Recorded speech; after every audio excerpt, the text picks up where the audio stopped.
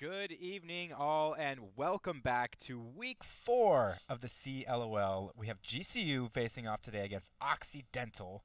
I'm Jack, joined here with Michael. How you doing today, friend? I'm good. How are you? I'm doing fantastic. I'm ready. I've been learning a little bit more about League. Yeah. I'm finally getting my toes, and I'm like ankle deep now. Yeah, in League. it's a learning process. We're back. Where this is our second time coming on here together. And, yeah, that's right. We're gonna do a little bit more learning today. Hopefully, Yeah. we do some more winning with GCU. I know hopefully. they've been having a rough past couple weeks, but new patch came out, so Yes. this is gonna be a new week. Some new champions maybe coming out in this new meta. Yeah. And who knows? Maybe this will favor GCU. I mean, their play style I think is kind of just been pinched recently, just with how they've been doing.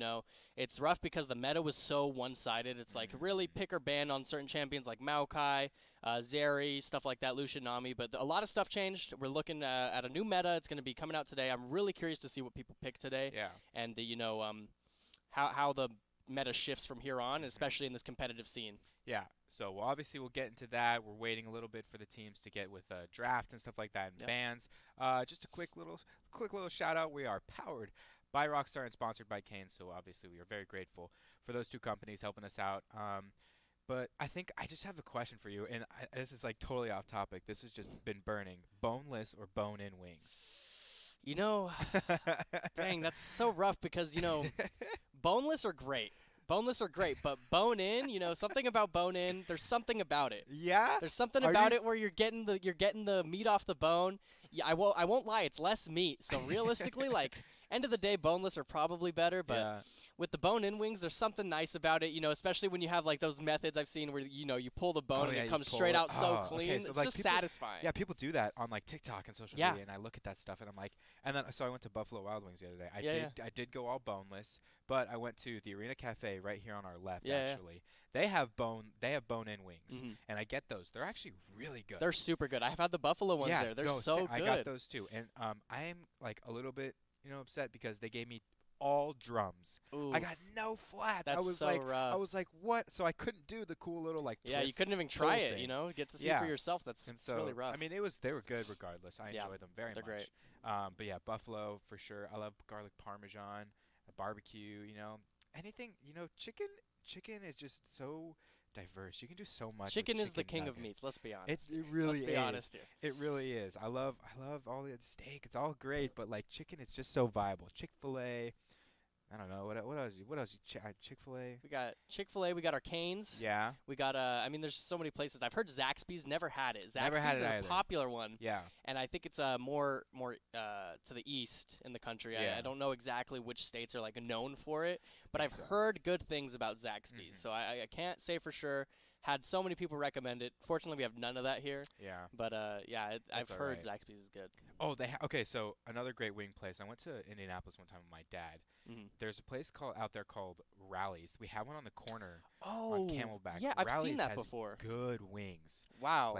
I didn't know good. they served that. I thought it was just regular, burger, stuff like that. I'm not sure, but I know that they've got killer wings. Wow. Killer just I'm talking bone in too. Wow. That was I was I don't even know, 13, and I was super picky eater, and I was I'm not eating bone-in wings. I'm not going to touch the bone of a chicken.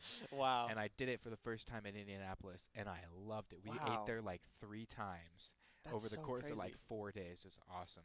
Wow, Rallies. I'll have to check it out. Yeah, for sure. But talking about, we have you said patch notes. Yes. What did you see in those patch notes? What are we looking for? It was kind of a hefty patch. Riot's really trying to finally change the game. I mean, the biggest issue within the past year for Riot is just that they've kind of had issues changing some of the scene. We're kind of looking at the same meta for the past 6 months. They take a couple characters in and out, but realistically, more or less, it's been the same game. Riot prides itself on changing the game, keeping it fresh. Yeah. And I think this patch is finally we're going to be seeing some fresh changes. We're nerfing the jungle. I expect to see less early game ganks. So, last time we casted week 1, it was a lot of ganks early game, 10 kills in 5 minutes.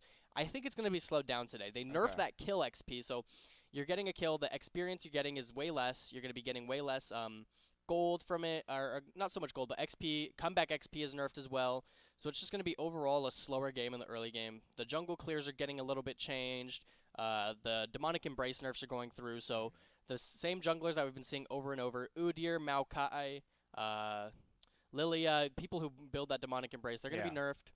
And we're going to probably hopefully see some more AD champs in the jungle today. I mean, it's been a little rough for them recently, but hoping to see some more Hecarim, hoping to see some more Graves. Graves been having it rough just because he came right out the gate for the first time in a few months yesterday with the patch going live, and his win rate wasn't looking too good. But I think definitely Graves is still a great character, great champion, and you could definitely have a great map presence with him. Gotcha. So just how this game kind of goes today, these games, it's going to really kind of show how this new meta's changed. I don't know if maybe GCU or Occidental are going to opt in for those old metas. Like, if we pick a Maokai today, I would be so shocked. Maokai was nerfed twice now in a row. His item got nerfed. His jungle clearing got nerfed. I mean, he's got nerf on nerf on nerf coming out.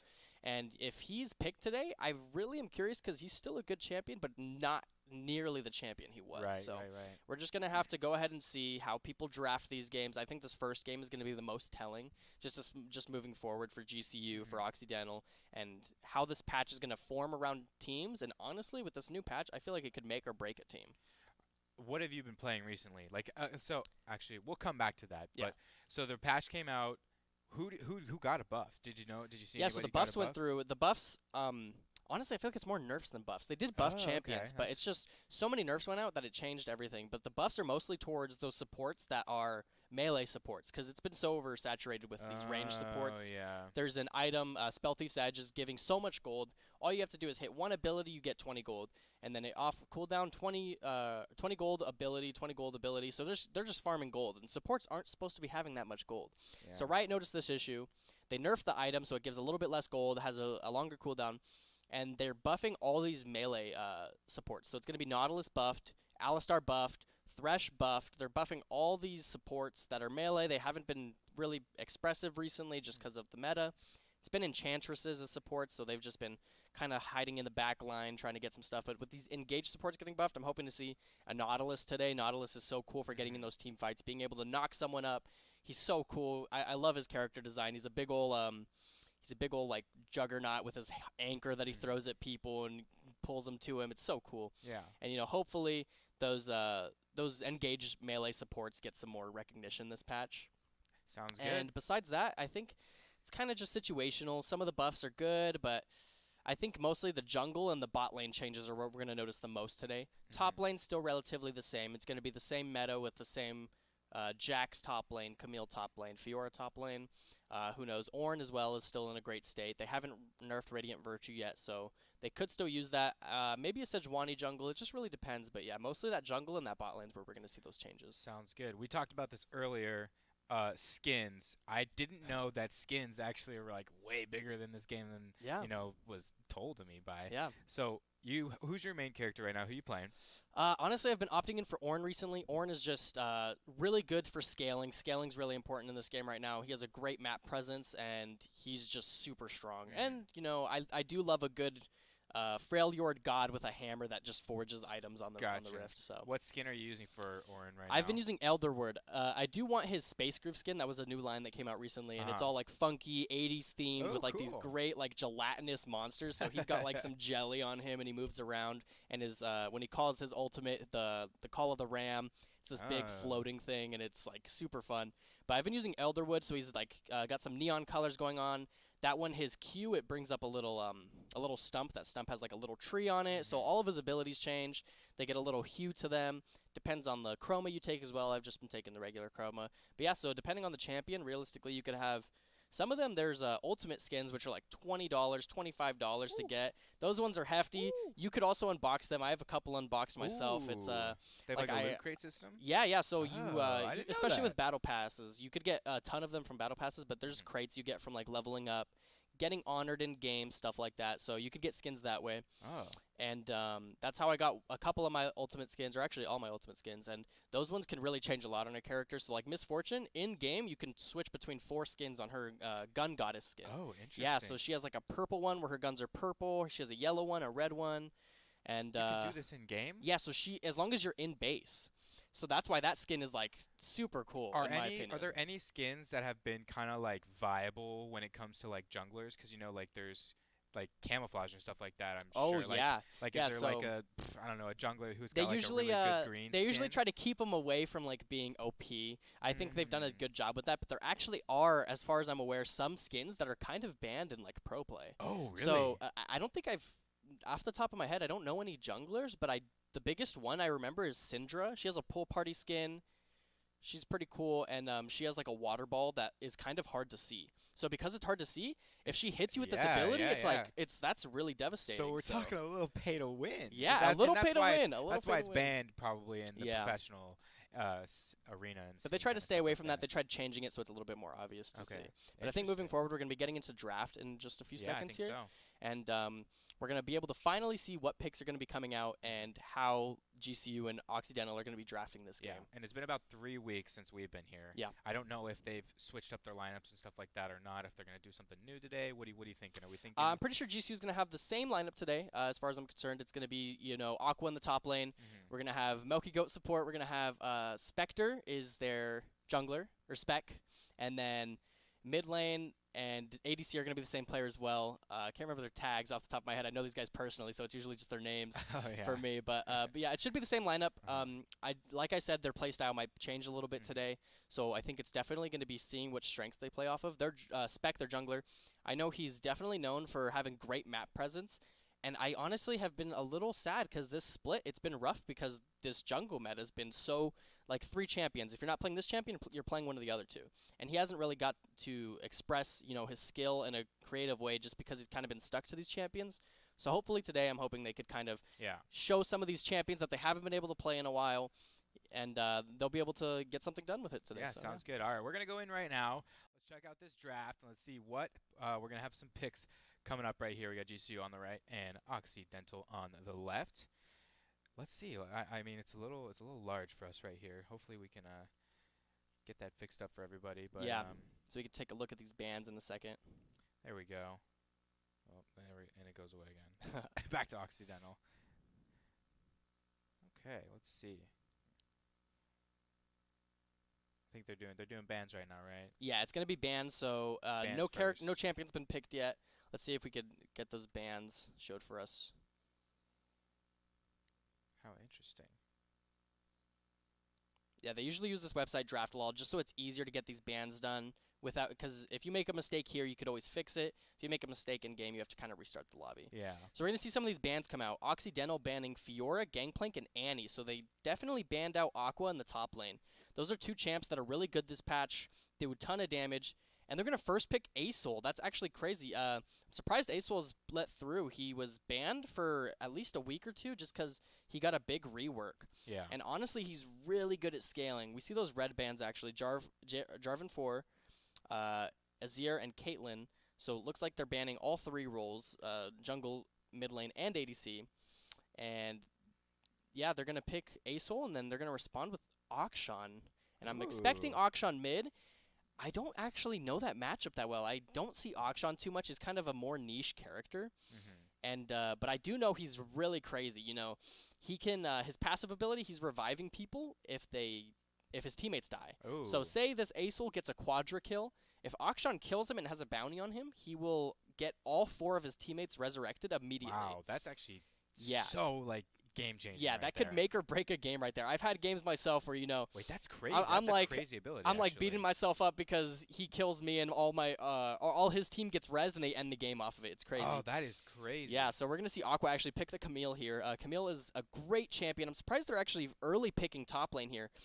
I did expect a mid lane pick, but usually you're wanting to pick jungle first, but I guess maybe they're looking for a jungle counter pick. Usually, especially in competitive, you kind of just want to be able to early pick a jungler that you want and you're comfortable with, but I guess they're opting out of that. We're going to have Shen picked for the blue side. So Occidental is going to pick up Shen. Shen is my most played champion. He's super cool, and I do know this matchup pretty well. Super dope. Oh yeah, he's a cool ninja. He's awesome. The art design behind these characters. Oh yes, so creative, so awesome. And Shen is actually a pretty good champion into Camille. He's gonna have great map presence because he can, with his global ultimate, go anywhere on the map. And then we're gonna have a Mumu picked up. Amumu's also a good jungler right now. He did get some nerfs recently, especially with Demonic Embrace being nerfed. So I'm honestly wondering if he's gonna build that second item still, or maybe opt in for a 3rd item, 4th item, Demonic Embrace. And then I'm expecting a jungle pick here from Occidental. Let's see it. 10 seconds on the clock, GCU. Yeah, I mean, this is very different. Usually bot lane is getting first picked in all of these games. Blue side, B1, Caitlyn. B1 Zaya, something of that manner, but looks like they're kind of going backwards today. We got a Talia pick, expecting that jungle. And Talia is actually, I've seen a little bit more recently. She was pretty bad just with the jungles from before. But with this new patch and how the clears are working, I think she definitely could have a big map presence. Her ultimate could cut off a lane. I think we actually did see him play Talia in our week 1 game, and I think it was pretty good. Just didn't work out for them in that game particularly. But I will say it does look pretty good with Akshan. Akshan can jump around terrain. Camille can jump around terrain. Looks like they have a lot of mobility as of right now. Amumu trying to lock them down. Shen trying to lock them down. And then Asol just kind of looking to scale up. I've seen Asols, be down 0 kills, 10 deaths. They get some gold, they get some items, and they come back, and they do so much damage. He is so crazy. He's a scary champion right now. He's a celestial dragon, and he can breathe fire for like 10 seconds straight. Ooh, he's like Melts a Charizard. champion. Yeah, he's a monster to be completely honest. And we see some bans come out. Looks like they're just banning out ADC. We really have a limited champ pool going for ADC here. We have Jin banned, Caitlyn banned, Zaya banned, Ashe banned, and I'm maybe seeing another ADC ban here, or maybe a support ban for Occidental. And this really limits the pool to what champions they could play. There's only about 15, 20 ADCs, so it's going to be rough. They did nerf or ban the Nautilus, so that means we're not going to be seeing Nautilus this game, not going to have an engaged support, at least on Nautilus. Maybe could opt in for something else. Going to see a Kai'Sa get picked. Kai'Sa is short-ranged, but she's very mobile, and that kind of works with what GCU is going with here with Akshan, Camille, Talia. So I wonder if they're kind of just looking to get in and get out of these team fights pretty quickly, something like that, whereas Occidental is going to be trying to like team fight, 5v5, run them down, lock them down with Shen and Amumu, and just chase them. So we'll just have to see how that pans out. We do see Samira being hovered by Occidental, and it's going to get locked in. Samira usually not a, essential prio pick, but it's going to come out here, and I would assume that's just because she has the Amumu. She's probably going to have an engaged support here. I'm expecting something like Thresh, honestly. I would say Nautilus. Samira's the best, but it looks like they banned Nautilus. So I'm actually really curious what they're going to take here. It's going to be Alistar. Alistar just got that buff, so he is doing more AP damage. He got his Relic Shield buff, so he could get some more gold. And this is looking like a cool great... that guy looks. Yeah. This is going to be a great carry game for Samira. I think Samira's like the main source of damage, so the way these fights are going to probably play out is Shen, Amumu, Alistar jumping on the enemy team, Samira having to get in there, get a big ultimate off, pick up some kills. But if GCU could somehow pick out Samira, that's like all of Occidental's damage gone. Asol will have damage, but not until either he gets really fed or he gets about 20, 25 minutes in the game. All right. We're going to see the Leona come out. So Leona's going to be good for locking down that Samira. I think that's what they're going to try to opt in for in these team fights. They're going to be looking to use the Leona, jump on the Samira, lock her down, and then Talia, Kai'Sa, Camille, Akshan take them down. All right. Well, as they set this up in game, we'll continue to talk about the drafts, the bans, and how the GCU players will fit in with this role. We saw the Talea? Yeah. Does that character get picked like a lot? Well, I will say she's very squishy. Like for GCU's team right now, I think it is a bit squishy. Alistar being relatively tanky and Camille being really tanky, but besides that, Akshan, Kai'Sa, and Talia are pretty squishy. So if they're getting in a full 5v5 team fight, it's going to be rough for GCU. So I think that's just realistically how this game's going to pan out, whether GCU can get those picks before team fights or even after objectives, something of that manner. Or if they get somebody really ahead. If GCU can get someone really ahead, shred those that Amumu, shred that Shen, it'll be really big. I think it's going to be, honestly, more so on the AP for their team. So Talia is going to probably have to get some good damage because they do have Akshan, Kai'Sa, and Camille. So that's all AD. So if Occidental just stacks armor, it's going to be rough for them. I will say Camille's probably going to build Divine Sunderer this game. Looking for her to build Divine Sunderer. It's the most common item, and it's really good against tanks. So she'll be able to pop Shen if he doesn't have his field down to block that auto attack. It'll do a lot of damage. Camille also able to lock someone down with her ultimate, push people out. So she could jump on that Samira, push all of her teammates away. Yeah, okay. So that'll zone people off really well. So it is weird because I think GCU can team fight, but I don't think it's ideal. You know, they Okay. do have team fight potential, especially with Talia, especially with Camille locking Samira down. But I don't know if it's ideal just because Alistar can knock somebody away. Amumu can lock people down with his ultimate, can stun up to 5 people if they're all standing in his radius, and then Shen able to taunt somebody. So say you're trying to run away, Talia, Kaisa, Akshan, they're trying to get out. Somehow Shen flash taunts, jumps on them. They're going to be taunted for 1 second, and that 1 second could really just get them popped if Samira's there, if Alistar's there. So even though I think the 5v5 is more Occidental favored, it can work towards GCU's benefit, but like I said, I think we're going to maybe see more pick-oriented fights for them, unless Talia can get a big ultimate off, cutting off a bunch of their team. Right. Like, if they were to cut off Samira and Alistar in some of these fights, I think that would be really good, just because, you know, Shen's not really able to jump over that wall. We're not going to be able to see the Amumu jump over that wall unless he does hit a bandage toss on somebody, and Amumu's going to be looking for early ganks, Talia as well, but I think they might kind of farm a little bit more than usual because, like I said, this XP got nerfed recently. So this patch, it's kind of different from what I'd expect because power farmers are trying to be, like, back in the game. So Shyvana, Udyr's still in a good state, Hecarim, champions like that. But so I am definitely surprised with what we got here today, but I'm really excited to see how it pans out, especially just because, I mean, 2 weeks ago, half of these champs wouldn't be picked. I mean, Which top is so lane is the same. how like just 2 weeks can like change Oh, a of whole course, medal. yeah. It's Not crazy. Meta. That's, I mean, yeah, we'll see. Obviously, I'm very excited, learning more and more about League each and every week. So I'm excited. Who's on our top lane again? It's gonna be Aqua. So that's Aqua. gonna be H2 Okay. Aqua. He's Aqua. he's gonna be, I think, a big part of this game on that Camille. That can really make or break. If he gets fed, honestly, the Shen, the Amumu are not gonna be a problem, and GC will kind of have a free game. So it's Okay, it's that's kind of a lot good. of pressure, You but got this, Aqua. you know, it is what We it is. believe in you, but obviously we wish both teams the best of luck. Of course. We want everybody to have fun today. Hopefully, you know, we run things smoothly. It'll be a good three game series. Hopefully, I love a good game 3. Oh, Game 3 bangers are the best, you Oh know, my goodness, especially when it's like one team was looking really good and then the other team was looking really good. It's like this third game, you know, that could really make or break the mental of a team. Oh, so yeah. it's like I love testing the mental of teams. The stress and Yeah. the like pressure that comes with it. Of course, it's so so GCU interesting. unfortunately going into this 0-3 right now. Yeah. So hopefully looking to get their first win. Yeah, I'm sure they're looking honestly right now. If I'm on the GCU team, I'm sitting here. I'm like, we're really not in a good position to get to playoffs. Any of this, and like, let's just switch it up. You know, we need to Find like something that change something. works. And Yeah. especially with this new meta, this is the perfect opportunity for Yeah. them to get in there, change things, see what is working best for them. Especially, I know they did switch a couple players from last split.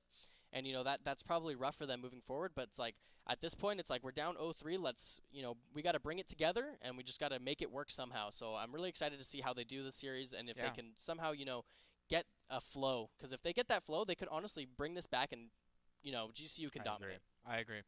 I hope. Oh man, I'm ready. Let's go into game. What are we waiting for? I know we got the spectator delay going on here. It's gonna be it's gonna be 3 minutes, unfortunately, but we're hopefully getting in real soon. It's gonna be honestly, it's gonna be a really good game for bot lane because bot lane, Alistar is gonna be disengaged, but then we're also gonna have Leona who's engaged. So I think level 2, level 3 we might see a skirmish bot lane, especially because Kaisa might be a little bit better than Samira early game. Samira's going to be scary when she hits level 6, gets her ultimate. But until then, I think it's definitely sided towards GCU. It's going to really depend on if that Amumu's camping bot lane, if that Talia's hovering bot lane for a 3v3, or if, honestly, teams just try to scale up. I think Occidental wants to speed this game up. They want to go as fast as possible. They want to be jumping on objectives. They want to be jumping the bot lane, jumping the mid lane. And GCU kind of wants to slow it down. I think they want to try to scale up, get some items on Talia, get some items on Kaisa, and kind of scale into the late game. So it's definitely going to kind of come down to which team can set the tone and then follow that tone for the rest of the game. A lot of momentum needed right now. GCU hopefully can get that momentum rolling early. Yep. So that, you know, we can get first. We can get the number 1 instead of the number 0 next to that 3. Exactly. Yeah. Have you been playing any other games besides League lately? Honestly, no. I've been studying for my midterms. Midterms have been rough. This week, I really wanted to play Atomic Heart. That one just came out on, I think, Tuesday. I've been looking forward to that game for years and years. And it's actually kind of funny because they've changed the whole theme of the game as things were moving forward. and I was really wanting to play it, but I haven't been able to this week. So it's kind of just been League of Legends for me. I play with a couple teams, so I just kind of dabble in League here and there, but it's mostly been studying this week, and then hopefully I'll play Atomic Heart next week, and then we could come back next Saturday and talk about how Atomic Heart I've never is. heard of Atomic Heart, but what is it? What's Dystopian Russia. And it's like in Russia, they're like, it's like robotic, like futuristic. They have powers, and he's like he's like one of the last humans alive, something like that. It's like a solo game? Yeah, so it's going to be a single-player game, story-based. Don't know too much about it, just because I've only seen the trailers leading up to it. But that's good, though, because going into a game that I don't like knowing everything. You know, I like being surprised. So hopefully it's a good game. I've been really looking forward to it. I got it on Game Pass, so it's going to be free for me. Oh, nice. Which is great. I love that Xbox Game Pass. It also gives you XP boost and free champions for League of Legends and Valorant. Oh. So yeah, it's Xbox Game Pass is great. It gives you the bonuses for Riot games. It gives you the free games. I'm going to be playing Atomic Heart next week. I'll give you guys an update on how I like it, because it's pretty cool. You can use Xbox Game Pass at the GCU Arena. Oh, yeah. So go to the Esports Arena, powered by Rockstar, sponsored by Canes. Make sure to come by. You know, we've got Rockstar in the fridge right outside the desk. Get you one of those. Get some games. You know, we got Xboxes, PlayStations, Switches.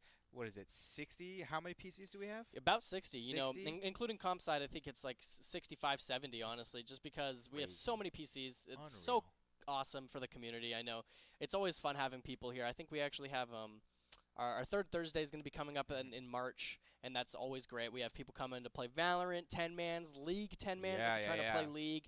We have so much stuff going on, even smaller communities. I think we have a Splatoon community, which is honestly, we have a Splatoon community, Minecraft community. That's awesome. Yeah, we even have a Minecraft server. It's so cool. It's awesome. I have played on the Minecraft server. I used to be with the Rocket League guys. I'm not with them anymore, but we used to get on that and play. And it was so funny because like we're supposed to be like sometimes practicing Rocket League, and we're just like, let's you guys want to hop on Minecraft? Dude, I don't blame you. That game is so great just for de-stressing. It's so relaxing. You're right. De-stressing. It's a great word for it. Minecraft.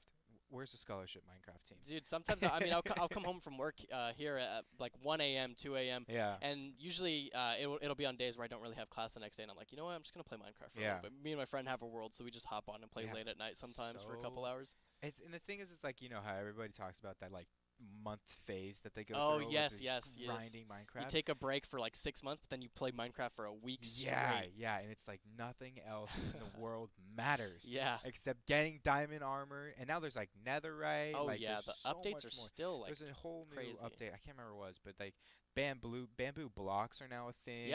Yeah, there's actually a new one. You're going to be able to customize armor. I don't know if you heard about that. What? Yeah, you're going to be able to customize like netherite armor with some forgery stuff. It's going to be crazy. So oh yeah, check it out. We got to play awesome. Minecraft. I don't know when that's coming out. Holy cow. Have to check it out, but wait, yeah, are we it's gonna talking be like sick. you can like design armor? I don't know if you could do your own designs, but I know you could like change colors. All I saw in the thing was like you could have like a stripe down your chest with like different colors on it and stuff kind of like that. how they do with like flags. Yeah, in the game. so it would really kind of depend, but we'll have to check it out when it comes out because it looks really sick. Yeah, maybe we do a little Minecraft stream. Yeah, we'll do some Minecraft streaming, you know.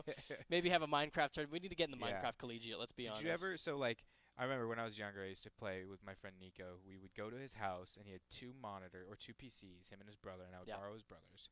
And we would play Hunger Games in Minecraft. Oh, wow, yeah. Did you ever play, like, or like, there's like one with eggs where you throw eggs at the ground and that like one I think was called Spleef, so they would, or Splag or something like that. What was that?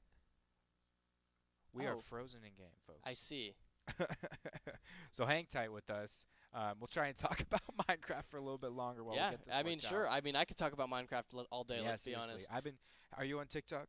Yeah, I'm on TikTok, So you're watching all the Family Guy videos with people doing Minecraft parkour I've seen in the those background? where it's they do the parkour. I've actually been most recently seeing it's like this big trend where they do this AI stuff where they do AI voiceovers. Oh, it's crazy. They could do Joe Rogan's voice or somebody like random's I've seen voice. That. Like yes, Joe I'm sure you have. Like all the presidents. Yeah, and they'll stuff do like that. presidents. They'll do Ben Shapiro. I mean, I can't even remember who else they've done. So funny. And they do AI like voiceovers of these characters. So accurate. It's accurate. It's scary. crazy. The technology these days is absurd. Unreal. But I think we got it working. Oh, did we get our stream up? All right. I think we're gonna be getting into game then. Yes. Here we go. We're underway. Milky Goat and Clyde Tribes walking into this bot lane. Yeah, don't worry about that. Minute 15 in. Don't think we missed anything I don't think so either. Too crazy. It's just going to be minions coming out, so we're going to see which side the junglers are starting on. It's going to be a Mumu starting in the top side, and Talia starting on the top side as well. Looks like Talia's going to be going with no leash. Mumu's going to be getting a big leash from Shen. And just as the waves are colliding, we're going to be seeing Sencrad and Asol trading some CS. And there we go. See who gets the first minion pick right there.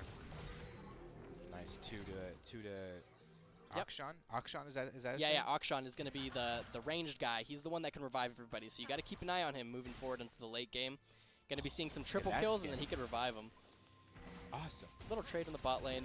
Akshan's going to be laying that damage down, though. I think that's really why Sencrad was comfortable with this pick, is just because he knows Asol's not very strong early game. He's looking to bully him in that early game and get him behind and get his team ahead, essentially. He does a lot of damage with his passive. He's going to be throwing his boomerang at him, getting some damage down. Let's see what else. We're going to see... Oh, Leona's going to get engaged here. Alistar going to poke him out. Leona's going to be killed by Kai'Sa. Clytribe's going to get that first blood. That's going to be really big for them moving forward. Oh, the first blood actually went to Leona. I think she popped her Ignite there, and that's what did it. Slowly but surely, GCU taking using some momentum right now, getting in this. Yeah, that's going to be a good first blood for the bot lane. Put some pressure on Samira for sure. Aqua also pushing this wave. It's going to be kind of frozen under Shen's tower. This is definitely a rough matchup for Shen just in the early game. But if he can utilize his Doran Shield did get a nerf, which is really rough. But if he utilizes his second wind, his Doran Shield, he's going to be able to survive this lane pretty okay. He's going to actually taunt Camille under tower. She's not going to get hit by the tower, though. Going to take a little bit of damage and then probably just walk out from that. See Samira on level 3 because Alistar died, so Alistar's still level 1 right now. But it's Taliyah pathing bot. We might see a 3v3 come down in this bot lane right now.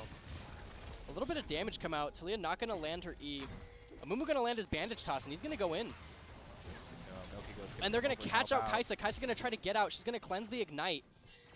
And we're going to see Akshan roam down. I don't think Asol's going to be able to follow, so I think GCU is just going to come out with his trade.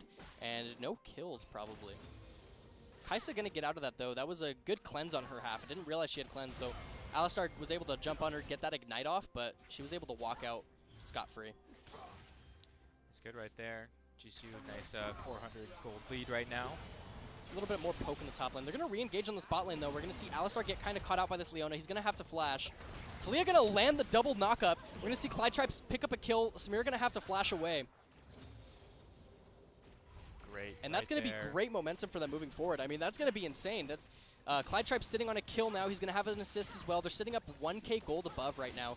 If we look at the scoreboard here, we can see that she has 28 CS, Samira having 25, doing actually pretty well, matching the CS. But, I mean, Kai'Sa's going to be coming back, especially with that probably going to get Moonquiver, something like that. Looking at the total gold so far, it's looking like all of that gold really is sitting on Kai'Sa and Leona. And then we're looking for Occidental side. They're sitting on a lot of gold on Shen, actually. He's been CSing pretty well. Or actually, my bad. It's looking like it's mostly on Asol, just because Asol's been farming. Amumu as well, power farming. He's really strong. 32 CS. He just has to E minions. And he's going to start walking top.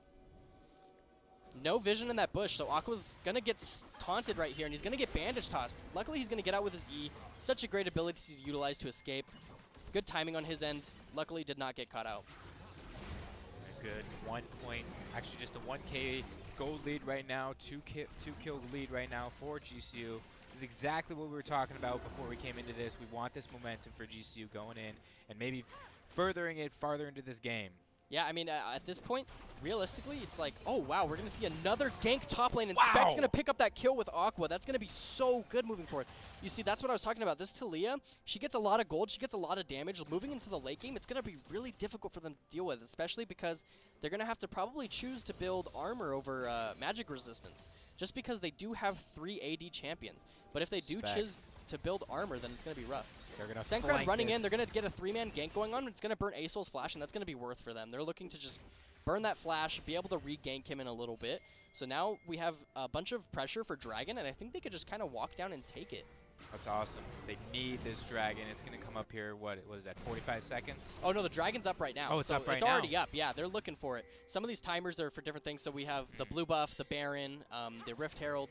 That was the Rift Herald coming up that I think you saw, but if we do look, they're still hanging bot side. Amumu is coming, so it is going to be a big skirmish for them.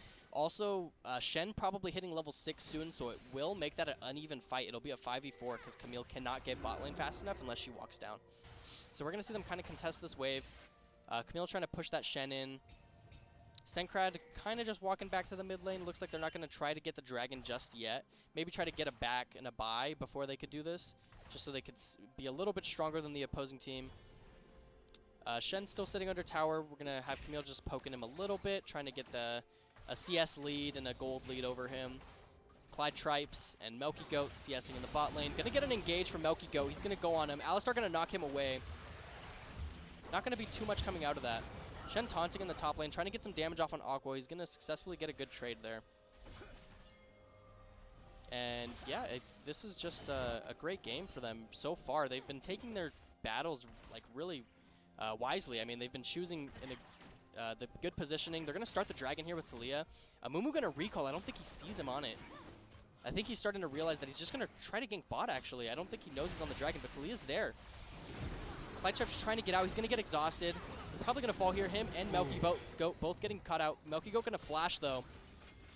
And we do know their bot lane doesn't have sums right now. Alistar going to jump in, try to back him off. Alistar, or Asol, I mean, TPing in just to zone him off. Burned his ultimate. And Occidental's going to come out with 1 kill and no deaths. Head back to spawn right here, get some health, come back out, and give another good fight as Occidental get another kill on the board. And yeah. Still a 1.2k lead with gold right now for GCU. Yeah, Occidental has the pressure to take the dragon here. I think they're going to try to do that right now just because they do see Talia backing. Sencrad going to stay in the bot lane, try to push out this wave just so that nobody's losing that gold, losing that XP. Asol shoving in this mid lane, so Clyde Tripes is going to match him, try to get that gold, that XP. And then I think they're just going to decide to take this Drake as a team. Don't want to risk it. Make sure that they get it. Amumu is a little slow at taking the drag, so it does help when Asol shoots a big old laser beam at it. Another engage, actually, from Shen here. Don't know if that was the best idea. Camille does a lot of damage, especially if she's sitting on that sheen. If we look at the scoreboard here and we look at the items, yeah, we can see that Camille does have that sheen. She does have her wall. Oh, wow, we're going to see an engage, actually, right here. Clyde Tribes jumping in with his ultimate on the Asol. Asol going to try to defend, but not going to be able to get it. Clyde Tripes going to pick up that kill and once again further his lead. Wow, yeah, we were just looking at Camille's, Caulfield Hammer. She was looking at her Sheen, and she's ready to poke down that Shen. We're going to see the Rift Herald get started. Alistar trying to clear some vision out in this bot side. I don't think Occidental can really answer this Rift Herald. There's 4 top side. Don't know if there's too much they could do for it. But we're already seeing this early game rotation with Sencrad just kind of opting in to go bot lane so that the bot laners can go mid and have better map pressure. I see. We're up to 2k lead now in gold right now. Yeah, this is looking good for GCU. All they have to do is really keep this. There's good risky plays, and they've been doing great with their plays so far. But the worst thing that can happen is you go in with a team fight you think is good, and then Shen ults in, and then you guys all die, and it's like you're back to square one. You guys are even on gold. So they definitely have to be careful moving forward here. Shen does have his ultimate. He's looking, so if he's playing Shen correctly, he's not even really paying attention to this lane at this point. He's got his ultimate. He's looking at every other part of the map, seeing where they can make a proactive play, get some gold back for their team. I see. Because as I said before, Shen is going to be able to ultimate on any one of his teammates at any time. It will have a charge up, so Camille can stop it.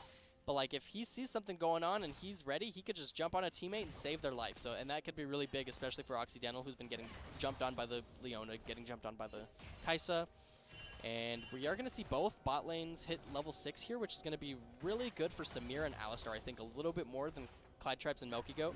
Just because, Samir's ultimate has very low cooldown, doesn't really take mana, and she does so much damage. She spins in a circle, doing all that damage to everybody in the vicinity, and it could really make or break a team fight for sure. Aqua going to do a little bit of a poke up top. Sencrad pushing some pressure on this Asol mid. Asol is definitely going to start doing a little bit more damage, getting a couple items under his belt. See Camille pushing out this wave. Asol just melting the minions, as Asol does. Honestly, kind of expecting a skirmish in the bot lane sooner or later. A lot of poke damage. Yeah, this is a really slow game moving forward. Oh, we're going to see Melky Goat jump in. He's going to pop the ultimate, going to stun that Samira. Alistar going to take some tower shots. We're going to see Kai'Sa get the W and kill him. Sencrad also getting a kill in the mid lane. That's going to be huge for them moving forward. They're sitting at 3k gold up right now. This is huge for GCU. Yeah, I mean, this is honestly what I was so excited to see. We see these champions coming back into meta. It's no longer Zeri Yuumi bot lane, no longer Zeri Lulu bot lane. Amumu going to be walking in that bush for a lane gank. Going to get the cleanse from Clyde Tribes, and I think Clyde Tribes might fall. It's going to come down to this bandage toss. He's going to flash and he's going to miss. They're going to walk out scot-free. They are going to get Wow. Kai'Sa's flash and her cleanse, which is going to be rough for her moving forward. She's going to have to be very careful. Samira has her flash up and her exhaust up. If she does get caught out next time, not going to have anything to save her. Ooh, look at that Rift Herald go. Rift Herald's going to be dropped in the mid lane, take some tower plating, and GCU is looking like a monster right now. Can't say I'm too familiar with the standings. I know GCU, though, definitely has no wins under their belt, but this is looking good. I mean, this game is really in their control. They've set the tempo, and they're ready to fight. Aqua's got to get out of there. Aqua taking a bad trade, but he was baiting for his jungler. Spec going to go in, and Shen's going to have to flash that. And, you know, it's always good when Shen does not have flash. He's going to knock him up, actually. He's going to be... Wow, he's in a dangerous position there. He's got to be careful. GCU, 6-kill lead, almost 4,000. Actually, it's 4,400. Yeah, this is a crazy game for GCU. This is what I love to see. You know, even with these nerfs on the early kill XP, I'm surprised that they're just not caring. You know, they're like, we don't care. We're looking to get this game ahead early. You see Occidental do a little bit of poke on this Asol in the mid lane. Asol kind of baiting for his Alistar, trying to get an engage. Might be able to get it because if Occidental does use his grappling hook and get in right here, it's going to be rough for him to get out. Cool. Don't think he's going to be able to push it out, though. Just going to back. If we look at the gold here, we do see that Occidental does have the most gold now, or second most gold now, with Kai'Sa having a bunch and Taliyah having a bunch. I mean, GCU's just sitting on so much gold. Shen has 3,000 gold. He's 1.5k down alone to Camille. Really rough for him. He has 49 CS right now. Struggling to get into these team fights. I don't think I've seen an ultimate from him yet. That's really rough. He's got to be really paying attention to the map, really paying attention to how he could get into these fights and help him out. And if we look at items here, everyone on GCU has a mythic. We have the Divine Sunder on Camille, the Leandries on Taliyah, we have the Kraken Slayers on both Akshan and Kai'Sa, and we have Even Shroud for Leona. Don't know if that's the best item, but it'll work out. They're going to be able to take this drag, I think, uncontested. Amumu might look for a steal. They might look for something just because Shen does his ultimate. Aqua going to jump over the wall. Red team going to take the dragon. Amumu going to try to steal. Not going to be able to get it. He's not going to be able to get out. One down. Spec going to take it out. Two down. Get the Benja fall third. as well. Got the third. Might look for Samira. They honestly might be able to dive it. Aqua jumping over the wall, trying to get him out. They can do it. Don't know if they're going to be able to catch him just because Clytraps does take a shower shot there. That's going to be rough. Shen going to opt in to just try to push out this top lane. Leona looking to catch him. They actually will probably dive him here. They got 4, and they want to kill the Samira. They don't want her to walking out of here scot-free. They need to get her. I mean, this is a little illegal. We push in that wave. We just play patient, and there's nothing she could do. And here it goes. The minions will take tower shots, and GC is going to try and She's get going to try to get out. She's forward. going to burn the flash, and she actually is going to get out. Wow. Going to try to get a small re-engage here, but that is Samira's flash, and that's going to be really useful for the next team fight. We know that Occidentals respond. They're walking back. They're ready to re-engage, so GCU is just going to opt in to leave. And Aqua's going to push in this top lane, maybe take a tower here. Shen is trying to walk back, but, you know, she has Divine Sunderer now. Camille does so much damage. Spec clearing his jungle, just getting some more gold. Spec looking great on the Taliyah this game. This is a really good Taliyah game for him, honestly. Great picks all over. I will say I was expecting a little bit more from Occidental's comp. I was really hoping they could combo it well with the Shen, with the Amumu, but I just haven't seen anything too impressive. Shen tried to ult into that last fight, but I mean, Amumu just got burned so fast that we couldn't even see it pop. Yeah. See Aqua doing a chunk of Shen's health bar, doing so much damage with that Divine Sunder. It's so difficult to deal with Camille if you let her get ahead early, especially when you're like Shen. You've got to try your best to shut her down in the early game. Unfortunately, wasn't able to handle it, and now it's going to be really rough for him to match her the rest of the game. Look at that lead. 9 kills, 6,400 gold. Coming up on that 16-minute mark. Drakes to both sides. It's looking good. Yeah, I mean, got this Rift hope. Herald's sitting. We do have bounties coming out. Lots of bounties. So if we look at the scoreboard, we can see some of these bounties real quick. We actually see Clytraps get engaged on. Oh, Taliyah's going to go in. Not going to quite catch him. We're going to get a slow on him. Alistar's going to have to flash. Might be the end of this fight. Is going to be the end of that fight. But like I said, we do have bounties all over the board, especially on GCU's side. They have tower bounties. They have bounties on Taliyah, bounty on Akshan, bounty on both bot laners. So, you know, Occidental's not out. They do have 1 kill. It's really difficult for them to come back. But realistically, they get the gold in the right places. They get it on that Samira. They get it on that Asol. It's really winnable. I mean, like I said, Asol could be down so much. But if he gets some CS and he gets some kills, he could still get full build and one-shot people. That's just how that champion is. Take another Rift Herald. Yep, GCU gonna just go ahead and take this Rift Herald. I don't think that Occidental can really do anything. They have 4 top, and, you know, their bot lane is still bot, so Occidental can't really do much to contest it. GCU just going to go ahead and take that for free. Probably going to drop the Rift Herald top, pressure them out. Here. Not going to catch anything, probably just going to take this tower, probably drop that Rift Herald and put a little bit more pressure, open up the map, so there's a little bit more space for them to work with. And, you know, GCU is looking to end this in the next 10 minutes if they can. Yeah. Even though they can scale this out, it's not really viable. Or it's not really optimal for them because Asol is going to scale really hard. Samira can still scale. It's like they're ahead. Like, just keep this lead and end the game as soon as possible. Going to see a W come out from Kaisa on the Asol. He's going to burn his mobility, and he's just going to walk out of there. Alrighty. Gonna see a Mumu kind of just hover the mid lane.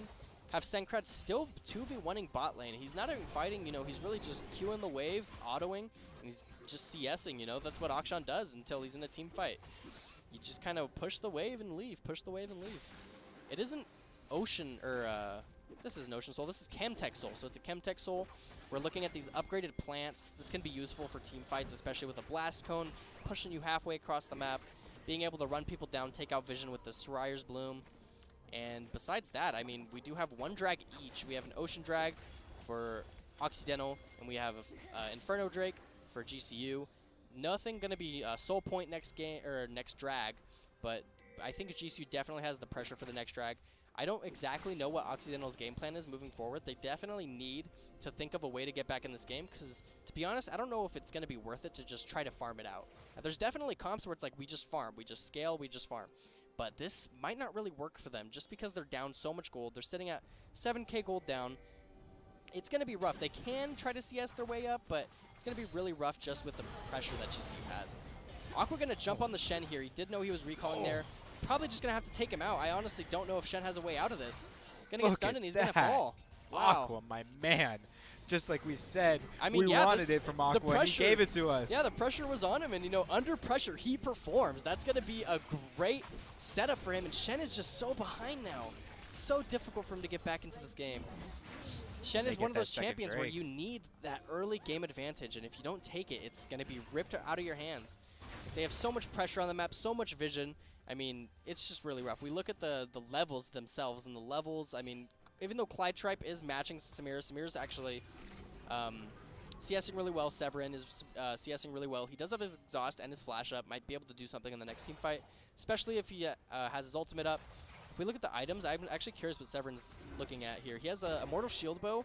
He's sitting at only 1 item, but if he can get a second item in the next couple minutes, he might be a little bit stronger. It is rough. I mean, Kaisa's just so strong right now. She has Kraken Slayer. Honestly, probably going to get an item on her next pack. Same thing with Akshan. He's looking at a second item as well. Curious what they're going to build with that, the pickaxe and the BF sword. But besides that, we're actually looking a little bit more even now than before, just because I will say Occidental has done a good job of kind of slowing the game down. They're not trying to fight unless they really have to, and I think that's kind of the way they have to play it for now, but I think they definitely need to be looking for these picks. They have Shen, they have Amumu, they have Asol, they have Alistar.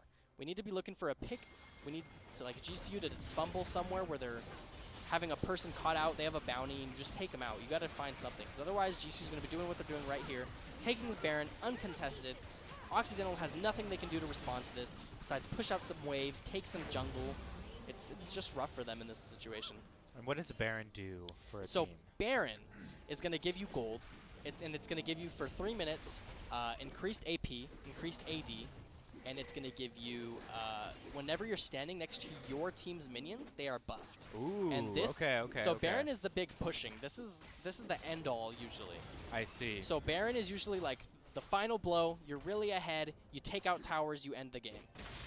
In this game, it could go either way just because they are ahead. But I will say with Occidental's team comp, they can maybe defend.